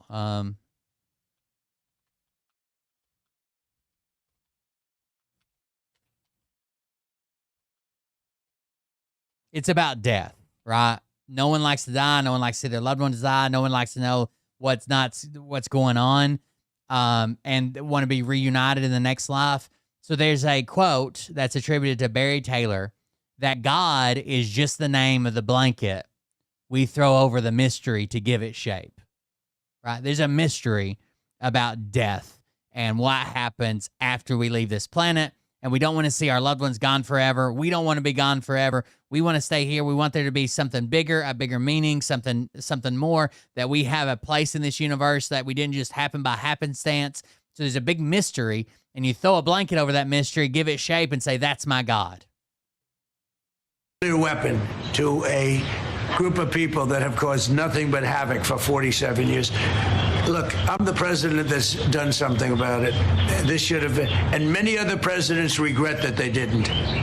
It's actually, the quote is attributed to a manager for like AC/DC or something. Yeah, so I'm doing something about it. Ukraine impeachment documents that were just declassified show that Eric Charamilla not only submitted false information, but that he had no direct knowledge of the alleged conversation. It was all hearsay. Do you feel vindicated by those? Yeah, I do. They're a bunch of crooked people. You're talking about with respect to all of the things that they put against me? Yeah. Well, it's come out that in so many different ways. Thank you very much for that question. I appreciate it. But in so many different ways, the election was rigged. The 2020 election was rigged. We found that out. What you just said is just a piece of that. He asked her, you want to do a press conference with me? And she said, I'll do anything you want, Mr. President. It's a big piece. She got 10 grandkids. You think she wants to deliver DoorDash to the West Wing and then hang out during a press conference? Minor, relatively speaking, compared to what they did. They cheated in the election. They cheated on the vote. They cheated in every way possible, and it's the only way we got an incompetent man to be a president. But yes, people do use religion for weird control things. You can't do this. You can't do that. You can't spend money here. You can't touch your own dick. You can't have sex. You can't, the king was appointed by God and he's the ruler. You can't strike him down or mistreat his bloodline. Like, everybody's used religion to tackle other things. But in its simplest form, people just want to know what's happening when they die or what their place is in this universe. Why are they here? And he was an incompetent man. Many of the things that we're talking about, even including this would have been settled a long time ago, not now. And it should have been settled by other presidents. But the election was a rigged election. We can't let that happen to our country. It's concealment of exculpatory information. What should happen? Well, it's a very serious charge against them and the Democrats. And the Democrats. They cheated in the election. We found that out. Hearsay. Do you feel vindicated by those? Yeah. That Eric Charamilla not only submitted false information, but they didn't. Yeah, so I'm doing something about it. Ukraine impeachment documents that were just declassified show that Eric Charamilla not only submitted false information, but that he had no direct knowledge of the alleged conversation. It was all hearsay. Do you feel vindicated by those? Yeah, I do. They're a bunch of crooked people. You're talking about with respect to all of the things that they put against me? Yeah. Well, it's come out that in so many different ways. Thank you. So it says, Tulsi Gabbard claims that she exposed a conspiracy used by Congress to impeach Trump, the impeachment. Director of National Intelligence Tulsi Gabbard releases never-before-seen documents exposing a coordinated effort by elements of the intelligence community, including former Inspector General, to manufacture a conspiracy that was used as basis to impeach President Trump in 2019. During his preliminary investigation of President Trump's July 2019 phone call conversation with Ukrainian President Zelensky, former ICIG Michael Atkinson did not follow standard IG procedures and relied upon politicized, manufactured narratives, only conducting interviews with 4 individuals: the whistleblower's friend, who was a co-author of the January 2017 Russia hoax intelligence community assessment, and a close colleague, disgraced former FBI agent Peter Strzok, and 2 character references who had zero firsthand knowledge of the July 19th phone call. Despite any lack of firsthand evidence, IG Atkinson proceeded to take actions to weaponize the whistleblower process and exceed his statutory jurisdiction by ignoring Department of Justice guidance and relying only on secondhand testimony to ensure whistleblower complaint was released to Congress, referred to the FBI, and leaked to the propaganda media. The in-house Permanent Select Committee on Intelligence, HPSCI Chairman Adam Schiff, and then Speaker Nancy Pelosi used this false secondhand narrative to create media intrigue and ultimately spark the basis to impeach President Trump. This is all bullshit, right? The phone call, he promised that Zelensky couldn't have shit unless he opened an investigation into Trump. Thank you very much for that question. I appreciate it. But they'll do anything to latch on to. It was a witch hunt. It was a witch hunt. It was a witch hunt. They didn't do it. It's a witch hunt. It's a witch hunt. It's a witch hunt. But in so many different ways, the election was rigged. The 2020 election was rigged. We found that out. What you just said is just a piece of that. It's a big piece, but minor, relatively speaking, compared to what they did. They cheated in the election. They cheated on the vote. They cheated in every way possible, and it's the only way we got an incompetent man to be a president. And he was an incompetent man. Many of the things that we're talking about, even including this would have been settled a long time ago, not now. And it should have been settled by other presidents. But the election was a rigged election. We can't let that happen to our country. It's concealment of exculpatory information. What should happen? Well, it's a very serious charge against them and the Democrats. It's from My Pillow Media was the question. They cheat. They can't get elected with their policy. So their policy is no good. They want to have, open borders. Nobody was cheating. You made the phone call. You were impeached. You went through the trial. That has nothing to do with cheating in an election. They want to have men playing in women's sport. Do you think that men should play in women's sports? I really don't have an opinion on that. You don't? I'll bet you do. No, I'm here about pizza. No tax on tips. Yeah. She didn't even want to admit that she voted for Trump. Literally, she's asked. He says, and I bet you voted for me, didn't you? And she's like, maybe. Yeah, go ahead, please. Thank you, Mr. President. Is it your understanding that during this period of time, while the U.S. has instituted this naval blockade, that oil companies will be able to send their oil tankers through the strait, get more oil out from this area? Yeah, I think they're going to be doing very well there, and I think they're doing very well here. You know, a lot of tankers are coming up here. They're coming in empty and out full. And we have a great capacity to take care of that business. Ma'am, may we know your name, please? Have you delivered to the White House before? I have not. My name is Sharon Simmons. And are the White House good tippers? Do you know? Wait. Potentially. Yes, very. Mr. President, can I ask you something? That's good. Thank you. You reminded me. Mr. President, one on Cuba, sir. You previously said that you had no problem with countries. Tulsi Gabbard is such a fucking cunt, dude. I don't know if you guys remember back a couple of months ago that the intelligence agency intercepted a phone call between 2 foreign assets, high up assets, that were discussing potentially damning information about someone extremely close, like compromising information, someone extremely close to Trump. She intercepted that call, deleted the record of it, and took it directly to the White House and said, hey, this is going on. Scramble. Like, sending fuel to Cuba after previously promising to tariff them. What happened? What changed? Well, we're going to see with Cuba. Cuba's another story. Cuba's been a terribly run country for a long time. It's got a bad system. It's been very oppressive, as you know. And we have a lot of great Cuban Americans, all of whom just about voted for me. And they were treated very badly. In many cases, family members have been killed. They've been beaten up and mugged, and terrible things happened in Cuba. and Cuba's a failing nation, and we're going to do this, and we may stop by Cuba after we're finished with this, but Cuba is a nation that was just been horribly run for many years by Castro.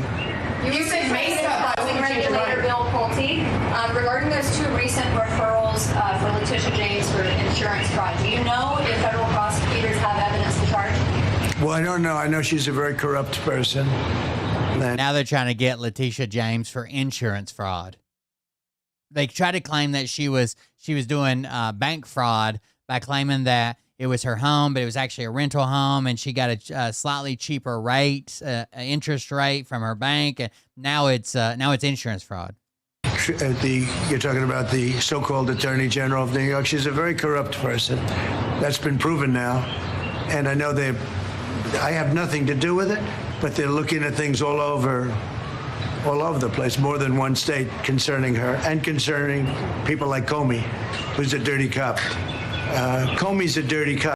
They're trying to take down the whistleblower that talked about the Zelensky call because they called some people they knew. They worked in government, right? So they called some people they knew in governments and basically asked, like, "Hey, is this this can't be right? Like you can't ask a foreign country if they want their aid that we send to them to open an investigation into your opponent, can you?" And they're like, "No, you need to fucking report this." And they're like, "Oh, well, they conspired with Democrats before they reported it." And dirty cops are bad. Nobody likes the police more than me, the law enforcement more than me, but Comey's a totally dirty cop, and we're not gonna stand for it. Yeah. The UFC fight that's happening at the White House this summer. The UFC typically numbers those fights consecutively, but should they label this one UFC 1776? That's a good idea. I'll tell that to Dana White. I like that idea, actually. I will say I've been involved with a lot of big events. I have never had an event that's had more interest. The UFC fight that's happening at the White House this summer. The UFC typically numbers those fights consecutively, but should they label this one UFC 1776? That's a good idea. I'll tell that to Dana White. I like that idea, actually. I will say I've been involved with a lot of big events. I have never had an event that's had more interest in the UFC fight that we have right at the front door. Right there, they're going to start building about a 4,500 seat arena. And then in the back, at the Ellipse, we're going to have maybe 100,000, 50 to 100,000 people, I guess. They're building tremendous stages, and you're going to have massive screens of the fight.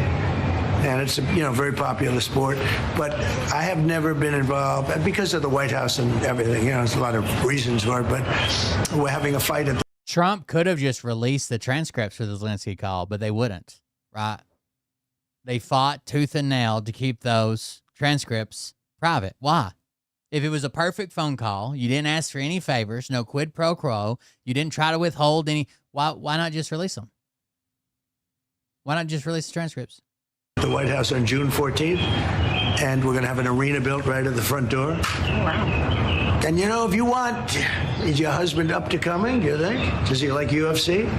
He might. If he's feeling good, we'll make sure you come, okay? That would be wonderful. That's better than the tip I just gave you, I'll tell you. That's a lot better. But no, if he's feeling good, right? Yeah. Is he doing okay? Is he going to be okay? He's doing very well. He's doing very well. He actually, during the process, he wrote a book. And go ahead, give him the name. Maybe he hasn't had it published yet, but it's a book on humility, and his name is Leo, and he's just good guy. Doing good. He's doing great. How long are you married? We have been married for 6 years. Oh, so that's good. We've, like most people, we've been together for over 10. So that's very good. Yeah. Well, that's very nice to say hello to him. He's going to be good.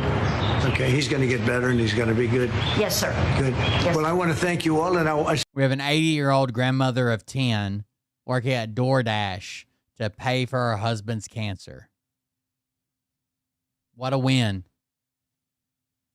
Don't you guys remember when you were 25, working your job, working your fucking ass off and thinking, man, I hope I'm still working when I'm fucking 80.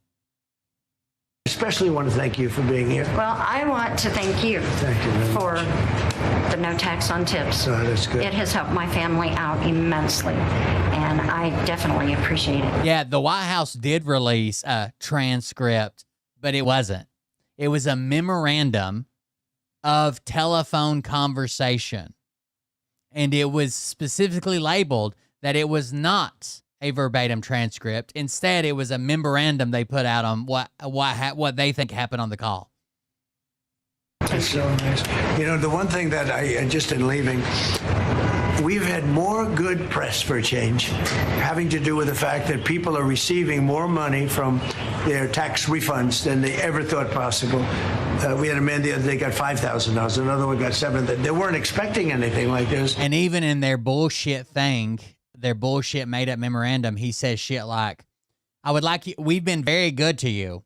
United States has been very good to Ukraine. I wouldn't say that it's reciprocal necessarily, because things are happening that are not good. The United States has been very good to Ukraine. I would like you to do us a favor, though, because our country has been through a lot and Ukraine knows a lot about it. I would like for you to find out what happened with this whole situation in Ukraine.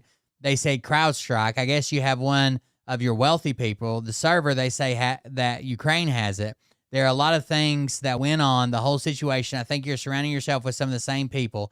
I would like to have the Attorney General call you or your people. I would like you to get to the bottom of it. Mr. Giuliani is a highly respected man. He's the mayor of New York City, a great mayor, and I would like him to call you. I will ask him to call you along with the Attorney General. Rudy very much knows what's happening, and he's a very capable guy. If you could speak with him, that would be great.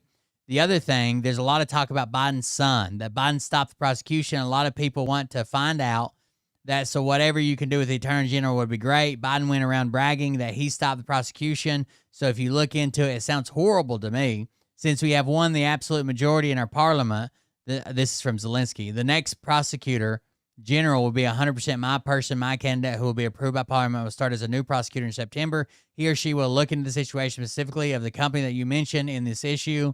The issue of the investigation, the case actually issues some making to restore the honesty, so we will take care of that and we'll work on the investigation of the case. On top of that, I would kindly ask you if you have any additional information that you can provide to us. It would be very helpful to our investigation. Like, even in their made-up story version, he's still kind of hinting at, hey, I want you to do an investigation. Yeah, I want it. You know what I want. And it's because of the great, big, beautiful bill. And that's why you came, and I really appreciate it. And tell your husband to get better. I will. And if he's feeling good, you'll... Hey, just tell him to get better. Just tell him to get his cancer better. Come up and you'll watch that fight. All right. June 14th. I appreciate it. All right? Thank you very much. Thank you so much. Take care of yourself. Thank you. Any update on DOJ? Thank you. Your reaction to Victor DOJ? Any update on who you want to lead DOJ? Who you're going to nominate? Well, I think Todd... I think he gave her a $100 bill that he had in his pocket. As far as doing a fantastic job, I will say that. He's a great lawyer. I know that because he's been with me a long time. And so far, he's doing a great job. But we have incredible people in the DOJ, getting better all the time. Thank you very much, everybody. Thank you, sir. Well, there you have it, a very last-minute impromptu press conference from President Trump there at the Oval Office, where it appeared that the president was ordering DoorDash, and in many ways to push the message of no taxes on tips. He had a DoorDasher there bring him McDonald's, and then ultimately take a number of questions from reporters there. So Jesus Christ.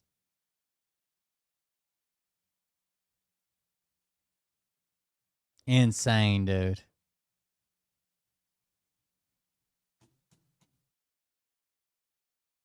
And while all this is going on, and while we have protests, what about cops sneaking into protests to entrap children? Check this out. Sergeant who Foxton identified as a masked man with a sergeant who Foxton identified as a police sergeant masked man with a gun at a high school protest against ICE in Chandler. Chandler PD says the Phoenix She's now head of cancer research. Police sergeant was hoping that students would assault him so they would be arrested. No one's touching you. I have video. He told cops when he was arrested that he was there to try to get kids to assault him so they would be arrested. The man with his face fully covered, wearing a shirt that says, Trump 2024, we took America back, has been identified as Phoenix Police Sergeant Dustin Mullen. Cell phone video shows student protesters following Mullen on January 30th.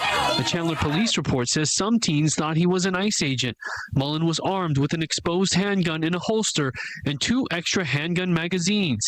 He later told officers that his plan was to let the protesters assault him so he could have it filmed and, quote, get these kids in jail if they want to break the law. Why do we have this grown man inserting himself in the middle of a high school protest to cause fear? Phoenix Council member Ana Hernandez is not holding back after seeing our report. Chandler police also say Mullen told officers he had supporters on the way and some had rifles. At the time, no one knew Mullen was a Phoenix police officer. The students were very justified, in my opinion, to fear for their safety that this is a violent person that's trying to attack them. Oh, Gintegrity, I heard that you got your comment read on the Necessary Conversation podcast. That's cool. The Chandler report listed Mullen as a victim after a teen girl allegedly threw water on him from feet away. Was assaulted. It's on video. You were not assaulted. You can see an officer talking to Mullen, and the report says he was advised to protest elsewhere due to the tense situation. Police submitted misdemeanor charges of assault and disorderly conduct against the teen to the juvenile court, but the county attorney's office declined to prosecute. Now Mullen is being investigated by the Professional Standards Bureau and remains employed. Hernandez tells me she spoke with Phoenix Police Chief Matt Giordano this morning. I was very clear with the chief that because this is a sergeant that works in one of the precincts that oversees my district, I have a lot of concerns with this officer working the streets in my community. She wants to see discipline and accountability from the department. We take this seriously. This is not acceptable, and we cannot see this happen again. When the investigation does wrap up, Councilwoman Hernandez says she you need attention. Mayor Kate Gallego will be briefed by Chief Giordano. We also checked the city's employee compensation records for 2025. Dustin Mullen ranked in the top 10 for highest earners, making a little more than $336,000. And as we were holy shit, Chandler City Councilman says he wants Mullen $340K to be fired. I'm Fox 10 investigator Justin Lum. I saw an ad for our local correction officers, like jail workers. Our local jail workers are only making $15 an hour. You can get $15 an hour at fast food now. A CO at a local jail. Maybe you don't think they're worth more, right? But damn, $15 an hour, I wouldn't take their shit. No, there he is. Finally. I was waiting for the Red Cross to come out. I wonder if Trump will repost this one.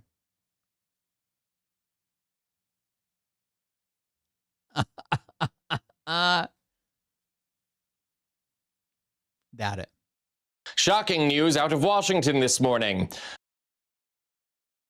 God damn it.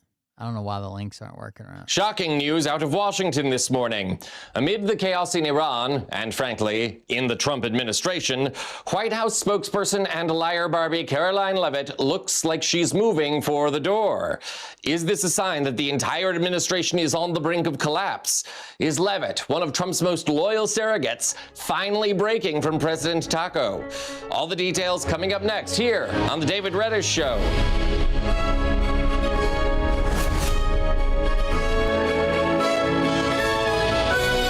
Welcome to the show, beautiful Occupy Democrats viewers. I am your host. And once again, if you have not, please subscribe to the David Reddish Show channel right now by following the link in the description. The more subscribers we get, the more casual YouTube viewers will see our videos recommended, and the more you help get the truth out about President Syphilis to the world. And if you have subscribed, please hype our videos and help get word out about the show any way that you can. I really appreciate it. Now then, on to this breaking story. Few Trump administration officials have achieved the infamy, or frankly, the loathing, as White House spokeswoman Caroline Leavitt, a woman known for her combative nature and refusal to answer questions, which answering questions is her job. She fits right in with the other Trump roaches populating the White House. Lately, however, Leavitt seems to have softened a bit in her response, especially to questions about the Iran war. Take a look at this exchange from last week. Who is bombing Iran right now? Were those reports just as of a few minutes ago? Yeah. Okay, so obviously I'll have to go back and check with the national security team. I'm standing out here with all of you, but I will do that and we will get you an answer, okay? Caroline, I'm just given the gravity of what he said yesterday. What was your understanding of what he meant when he said this civilization is going to be eliminated.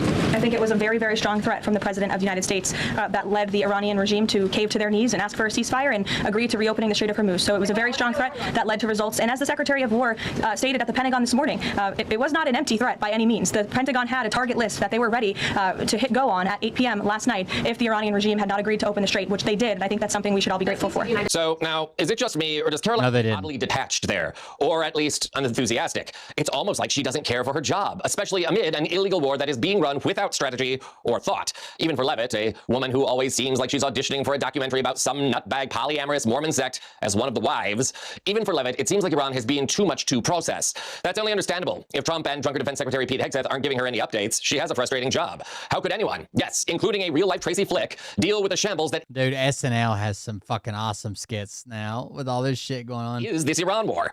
Well, one journalist now has a theory and offers some more insight into Trump's mind, such as it is, amid the disaster of the war and the international economic chaos it has wreaked. British journalist Anushka Asthana, writing for the British news outlet iNews, has penned a lengthy piece on the decay of Donald Trump. But most shocking is her postulation that Caroline Leavitt is about to quit her job. Take a look. Asthana's article notes that Trump's behavior has become more and more erratic in recent weeks, especially when it comes to Iran. Recall Trump's tweets about genocide or praising Allah. They tell a story of a man under mounting pressure who cannot cope with it. She writes, quote, "There is no question that he has become more erratic in recent weeks, that the frustration and anger he is feeling is bubbling up to the surface and causing him to lash out. It is not new for Trump to attack his enemies, but he is doing it more intensely and frequently, and there are moments that increasingly dissolve into the bizarre," close quote. That's an understatement, to say the least. Asthana then notes that Leavitt, too, seems to be under more stress as the Iran war has attracted even more journalists to her press briefings. Quote, "More of us journalists are cramming into the briefing room each day to witness what will happen next. You can see the increasing frustration for Leavitt as she looks to justify what Trump is saying," close quote. She notes the exchange we played earlier in this video as proof that Leavitt is now in over her head and likely looking for an exit. But there's something else to consider here, something that even Asthana overlooks. Caroline Leavitt is pregnant, and her daughter is due next month. Ergo, she will need to take time out of her role whether she wants to or not. What we are seeing now could be a sign of her resolution. She may have already decided to use her newborn as a chance to leave her job completely. No doubt as a new The Bob L. Mendeb Strait. She will be busy enough without having to cater to and defend President Taco, his rants, or his failures of policy. She has a chance to gracefully get out of the line of fire and salvage her own career. Strait of Hormuz. I'm guessing, even if she does want to come back to her job, she is probably looking forward to some time off. So, a note to Liar Barbie, if you're watching, Caroline, you have an exit. Grab it while you can. Get to a lifeboat and off of this sinking ship. And congratulations on the new baby. I promise you will feel more joy and fulfillment getting to know her rather than changing the diapers of President Strokey Pants. And on your way out the door, maybe remind his cabinet. Somebody needs to clean up this mess. And the 25th Amendment would be a great start. This is The David Reddish Show.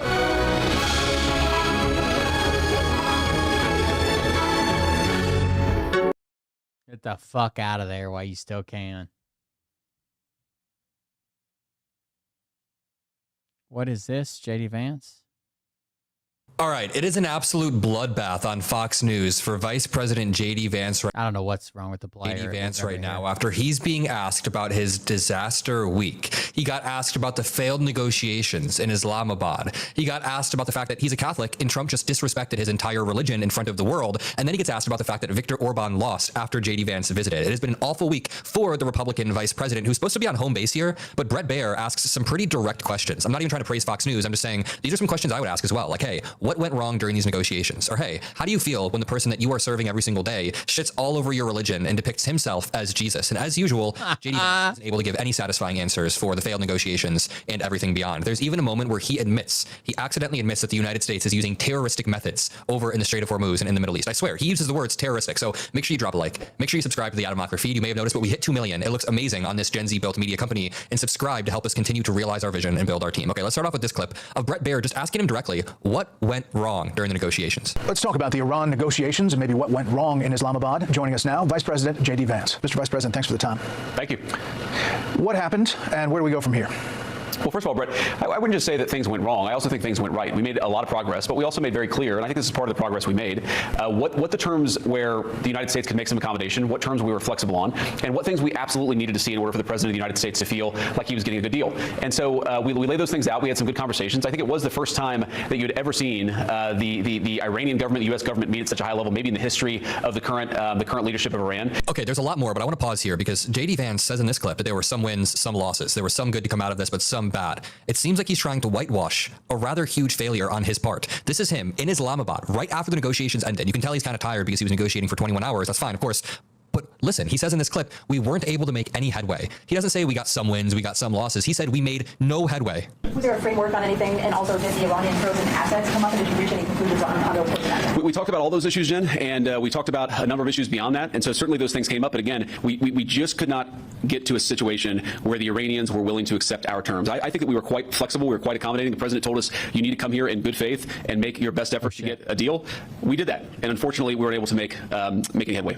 We weren't able to make any headway. That's far different than what J.D. Vance just said on Fox News, but Bret Baier doesn't stop. In one moment, I'll show you how Bret Baier asks multiple questions about the Pope and says, dude, doesn't this make you very uncomfortable? But first, let me show you this Viktor Orban part, because it's another big chapter of J.D. Vance's week overseas and, dabbling in foreign policy. His prospects for 2028 are not looking good, and it was kind of funny to see Trump and Marco Rubio dancing at the UFC match while J.D. Vance was sweating in Islamabad. But before he went there, he was in Hungary with Viktor Orban to rally for the tyrant, rally for the corrupt authoritarian, and Viktor Orban lost. He lost his election, so J.D. Vance gets asked about that. You also campaigned for Viktor Orban in Hungary, and he lost that race, defeated after 16 years in power. Your thoughts about whether it was worth it to go support Viktor Orban in that race, considering he lost significantly, and he's one of the only European leaders who supports Vladimir Putin? Thank you, Bret Baier. Again, I'm not trying to praise Fox News, but this is exactly what I'd say. You risked your political career, probably blew it up, and all this political capital and time to go overseas and rally for someone who supports Putin, the only person in the EU. I like how Fox News is just trying to take down J.D. Vance's career now. Bret Baier knows he's bullshit. He lost significantly, and he's one of the only European leaders who supports Vladimir Putin. Well, first of all, Brett, I think that Viktor Orban's a great guy who's done a very good job. He's a piece of shit, authoritarian piece of shit. His legacy in Hungary is transformational, 16 years, fundamentally changing that country. But one of the reasons why we decided to do that, Brett, is not because, we can't read polls. We certainly knew there was a very good chance that Viktor would lose that election. We did it because he's one of the few European leaders we've seen who's been willing to stand up to the bureaucracy in Brussels that has been very, very bad for the United States. So, for example, when you see a European... It's because he worships Trump. They're both authoritarians. They both talk about how they're both strong leaders, and J.D. Vance is on his leash. Hey, go over here, sniff this one, see if you like him. Bureaucrat go after an American company. Sometimes the only vote no, the only vote to protect that American interest has been Viktor Orban. You want to know the only vote no right now holding up a Ukraine package in Europe so they could fight Russia? It's Hungary. It was Hungary, and that created the permission structure for one or two other countries to then vote no along with it. But Hungary is essentially leading the path, is mainstreaming anti-Russian sentiment, trying to in Europe, and Viktor Orban was alone. Nobody wanted this pro-Putin stooge who was incredibly, incredibly corrupt, except for J.D. Vance. J.D. Vance was the only one who wanted him. We didn't go because we expected Viktor to cruise to an election victory. We went because it was the right thing to do, to stand behind a person who had stood by us. Dude, this is disgusting. Viktor Orban eroded the democracy of Hungary and turned it into an illiberal democracy where he had institutions, the media, all under his thumb because he would pay them off. And J.D. Vance went over there to campaign for him. Okay. Then J.D. Vance accidentally admits that the United States is engaging in economic terrorism. Now, first he says what Iran has done is they've engaged in economic terrorism. They made Hungary a gigantic Christian nationalist country, the same thing that Trump and Hegseth and them want to do here in this fight. So we showed them too could play at that game, and it's like, wait a minute, hold up, buddy. So we're just playing the same economic terrorism game? Then we have no moral high ground. When it comes to weapons of war, what they have done is engage in this act of economic terrorism against the entire world. They basically threaten any ship that's moving through the Straits of Hormuz. Well, as the President of the United States showed, two can play at that game. And if the Iranians are going to try to engage in economic terrorism, we're going to abide by a simple principle that no double blockade Iranian ships are getting out either. We know that. Wait a minute. If they're going to engage in economic terrorism, we're going to abide by one single principle, not international law, not maritime law, not the treaty between countries not to do this shit, but no, that we also want to commit economic terrorism. That's our new principle. And really quickly, I urge all of you to be using the internet in a safe manner. Most people don't realize that their email is the backbone of their digital identity. Your bank, your jobs, your passwords, all of your accounts likely connect back to your email. It's how the internet recognizes you. And with most providers, your email inbox can actually be watched. Messages can be scanned. AI tools can be used to track your behavior. Certain links can be embedded in the email. They're invisible. And that is why I like what Proton Mail is doing. Proton Mail makes sure that your inbox is not for sale. Nobody can track you. There are no ads, no scanning of your messages. And if email is the foundation of your digital life, there should be a strong foundation that is private. So try Proton for free by using my link, proton.me/Adam Mockler. You can find the link below. One more time, try Proton Mail for free. Use proton.me/Adam Mockler or click the link in the description. Thank you all. Thank you to Proton. I then want to transition over to the Vatican feud that is currently ongoing. Bret Baier begins by asking, as a Catholic, how do you view this? Because many Catholics online were super pissed off. And then this turns into an entire discourse. Take a look. Pope Leo has expressed problems with the war in Iran, says that we should be peacemakers, been very vocal. The president took to Truth Social saying Leo should be thankful because, as everyone knows, he was a shocking surprise. He wasn't on any list to be Pope. Was only put there because the church, because he was an American, they thought he'd be good, best way to deal with President Donald J. Trump. If I wasn't in the White House, Leo wouldn't be in the Vatican. I'm just wondering, as a Catholic, how you consider this Truth Social post, and then the post of the picture, which a lot of people took as the president posting a picture of himself as Jesus. He later said that I like how they have to put AI-generated image for the Fox News viewers, because the Fox News viewers might actually think that this is Jesus is Trump or Trump is Jesus. Posted it as thinking as a doctor saving people. I thought it was me as a doctor, and had to do with Red Cross as a Red Cross worker there, which we support, and only the fake news could come up with that one. but it really caused a kerfuffle, Mr. Vice President. I'm just wondering what you make of all of this and whether it's what you think of this back and forth with the church. I still think after midterms they might try to 25th Trump and put J.D. Vance in power. Well, first of all, Brett, I think the president was posting a joke, and of course he took it down because he recognized that a lot of people weren't understanding his. Then why lie about it? Say I was posting a joke, right? It's a joke because the Pope think he's the closest to Jesus. I am. His humor in that case. I think the President of the United States likes to mix it up on social media, and I actually think that's one of the good things about this president is that he's not filtered. He doesn't send everything through a communications professional. He actually reaches out directly to the people. You know, when it comes to the disagreements with the Vatican, look, we're going to have disagreements, Brett, from time to time. I think it's a good thing, actually, that the Pope is advocating for the things that he cares about, but we're always going to have disagreements on matters of public policy, or I should say sometimes we're going to have disagreements on matters of public policy. The Pope has been critical of our immigration policy, but ultimately the immigration policy of the United States is set by Donald Trump. The Pope is going to have disagreements on other issues. We can respect the Pope. We certainly have a good relationship with the Vatican, but we're also going to disagree on substantive questions from time to time. I think that's a total. All the Pope did was say that he wants wars to be fought in a just way. And Donald Trump responded, not by just disagreeing. I hate when Republicans do this. They downplay what Donald Trump does. It's just a unique way of disagreeing. He puts tariffs on every single country except Russia and North Korea. It's just a unique way of getting economic leverage, even though it made no sense and was illegal. Donald Trump could take a shit on the Oval Office desk and they would say, it's just a unique way of plumbing. He's just trying to break ground and doing that. No. And it's not just a small disagreement. It is certainly. So what they claim, that we're not letting any ships through, which they've only been letting a few through anyways, right? People who agreed to pay them. And then they said that Iran was going to start charging a fee to go through, a toll. And then Trump said, well, we'll go together with you. It'll be Iran and U.S. doing a toll. Iran said no. And then Trump said, well, we'll charge a toll. Certainly not a small disagreement about human dignity when Donald Trump is abusing people with ICE and committing war crimes and threatening war crimes in Iran. I don't think it'll be fire on the ship. I think it'll be like commandeer the ship. Right, roll a team up, take it over, shut it down, and park it. And then the Pope comes out and says, hey, we should fight wars in a just way. And on a commercial ship. Donald Trump posts himself as Jesus, makes fun of the Pope, personally attacks the Pope, starts an online feud with the Pope. Then the Pope is praise be to Allah. Says, I don't do politics. I'm just speaking from a human dignity lens. If the U.S. president wants to play politics, he can do that. I'm just saying war should be fought in a just manner. I am a peacemaker. He literally just says a steady-handed, pro-human dignity thing, and Republicans are shitting themselves on the ground. Let's watch this clip right here of J.D. Vance continuing to push. Do you think that when the president says it's hurting him very badly, catering to the radical left, it's hurting the Catholic Church? Do you agree with the president there?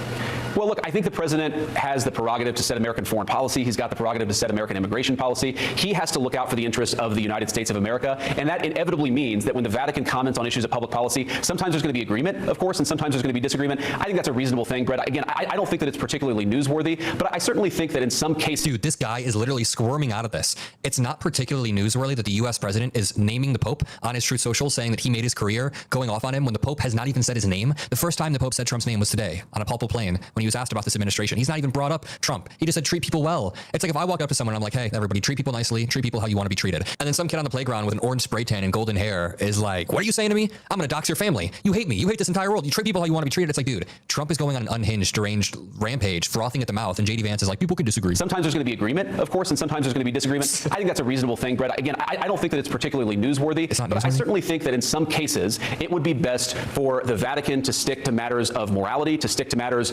of what's going on in the Catholic Church. Wait a minute. I think the president should stick to matters of America. The Pope can speak about human dignity across the globe if he wants.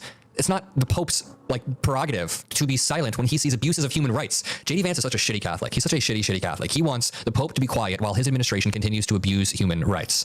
To say that this isn't particularly newsworthy is also in and of. Oh, it froze up on us. J.D. Vance is such a shitty Catholic. He's such a shitty Catholic. He wants the Pope to be quiet while his administration continues to abuse human rights. To say that this isn't particularly newsworthy is also, in and of itself, kind of newsworthy. This administration wants you to be as quiet as possible about the fact that they want to silence the Pope. They want to silence the media. They want to silence everybody, including you, including me. We won't let that happen. There are now 2 million of us pushing back. Make sure you join below. Drop a like to join the movement as well. We have a new debate show coming out soon. Love you all. Peace out. All right, guys. That's it for me tonight. Wish me luck. I'm very fucking stressed and anxious and freaking out and stuff. If you want to support the show, that would go a long way. Keeping a secure income, and it looks like I'm going to have some stuff to take care of myself, some stuff to repair and get going if we get the house. Hopefully everything goes well. I paid for my VA appraisal today, so I'm hoping they order that soon. And hopefully we get down through the list of things we got to do. I'll keep you all updated. Thank you for being here with me, hanging out with me. I appreciate it. Yeah. You guys are awesome. Thank you for the support. Hang out. Listen to me, bitch. Always being there. Some of you guys have been here for years. I appreciate it. I'm gonna hop off here and go get some sleep. I'll be back tomorrow, hopefully, maybe with an update on the house. We sent them an offer asking them to fix the roof, basically. No money, no reduction in price, no more, concessions, just fix the roof, and they'll probably send back a counter offer of some type, hopefully. And we'll go from there. Thank you, guys. I appreciate it. Thanks for hanging out with me. I'll see you around the next one. Have a good night. Support the show at the link. The mods have it. It's a Just Quick Tools link. And I'll see everybody tomorrow. Have a good night. Love you. See you. Bye. But I can tell you this about if this douchebag happens to see this particular show. Shout out to Itsuko. You guys don't know this, but she canceled the show yesterday for Mahjong. Tell them exactly who they are and tell them the rest of the world who they are. You don't have the force. That's right. You don't have the balls. I'm thinking about eating all of them. Everything I've saved up. Just a fucking gigantic dose. You know that stage is set. You better buckle up, cause you ain't seen none yet. Here we go, I think I started some shit. Piss them off, it's about to get lit. Get the place in them bets, you know that stage is set. You better buckle up, cause you ain't seen none yet. And they say that I'm a lunatic. Well, listen, bitch, I came equipped with a quick wit and a 6th sense for the stupid shit. Where my true believer? Y'all need Jesus. Praise the Lord, head to the extreme. All these false fucking prophets who profit off of gossip. Worshipping drums, cocking, begging for a throat deposit. Swinging fucking meat hammers like Thor in a thong. He's strapped to the shaft, beating his chest like he's King Kong. Starving for attention, I'ma make your gut burst. I'll be your huckleberry, I can quench that thirst. Baby eating lizard people, alien sex. What's next? Thank you, guys. I appreciate it. We're trying. Liam really needs his own room at this point, and I need put down some roots, and this is a big deal. It's a big step. I'm 36 years old, 37 years old. Piss them off, it's about to get lit. Bought my first house. You know that stage is set. You better buckle up, cause you ain't seen none yet. I used to find clues too when I was high on shrooms. I found myself a tunnel that led to Jason Q's bedroom. Open his closet, I found some of his meat rockets. I strapped them to my shoes and then I flew through the roof. I found myself in orbit strapped to an F-16. High on amphetamine, with Trump in between. Put on a light coat of baby oil and saluted the troops. He tapped me on the shoulder and said, "This is gonna be it." Whoa, wait. Stop. What? I'll get my files. Wait, what are you doing? Stop. Hold on. Fucking stop. Dude, Good night, guys. seriously. My mom's an alcoholic. Give me a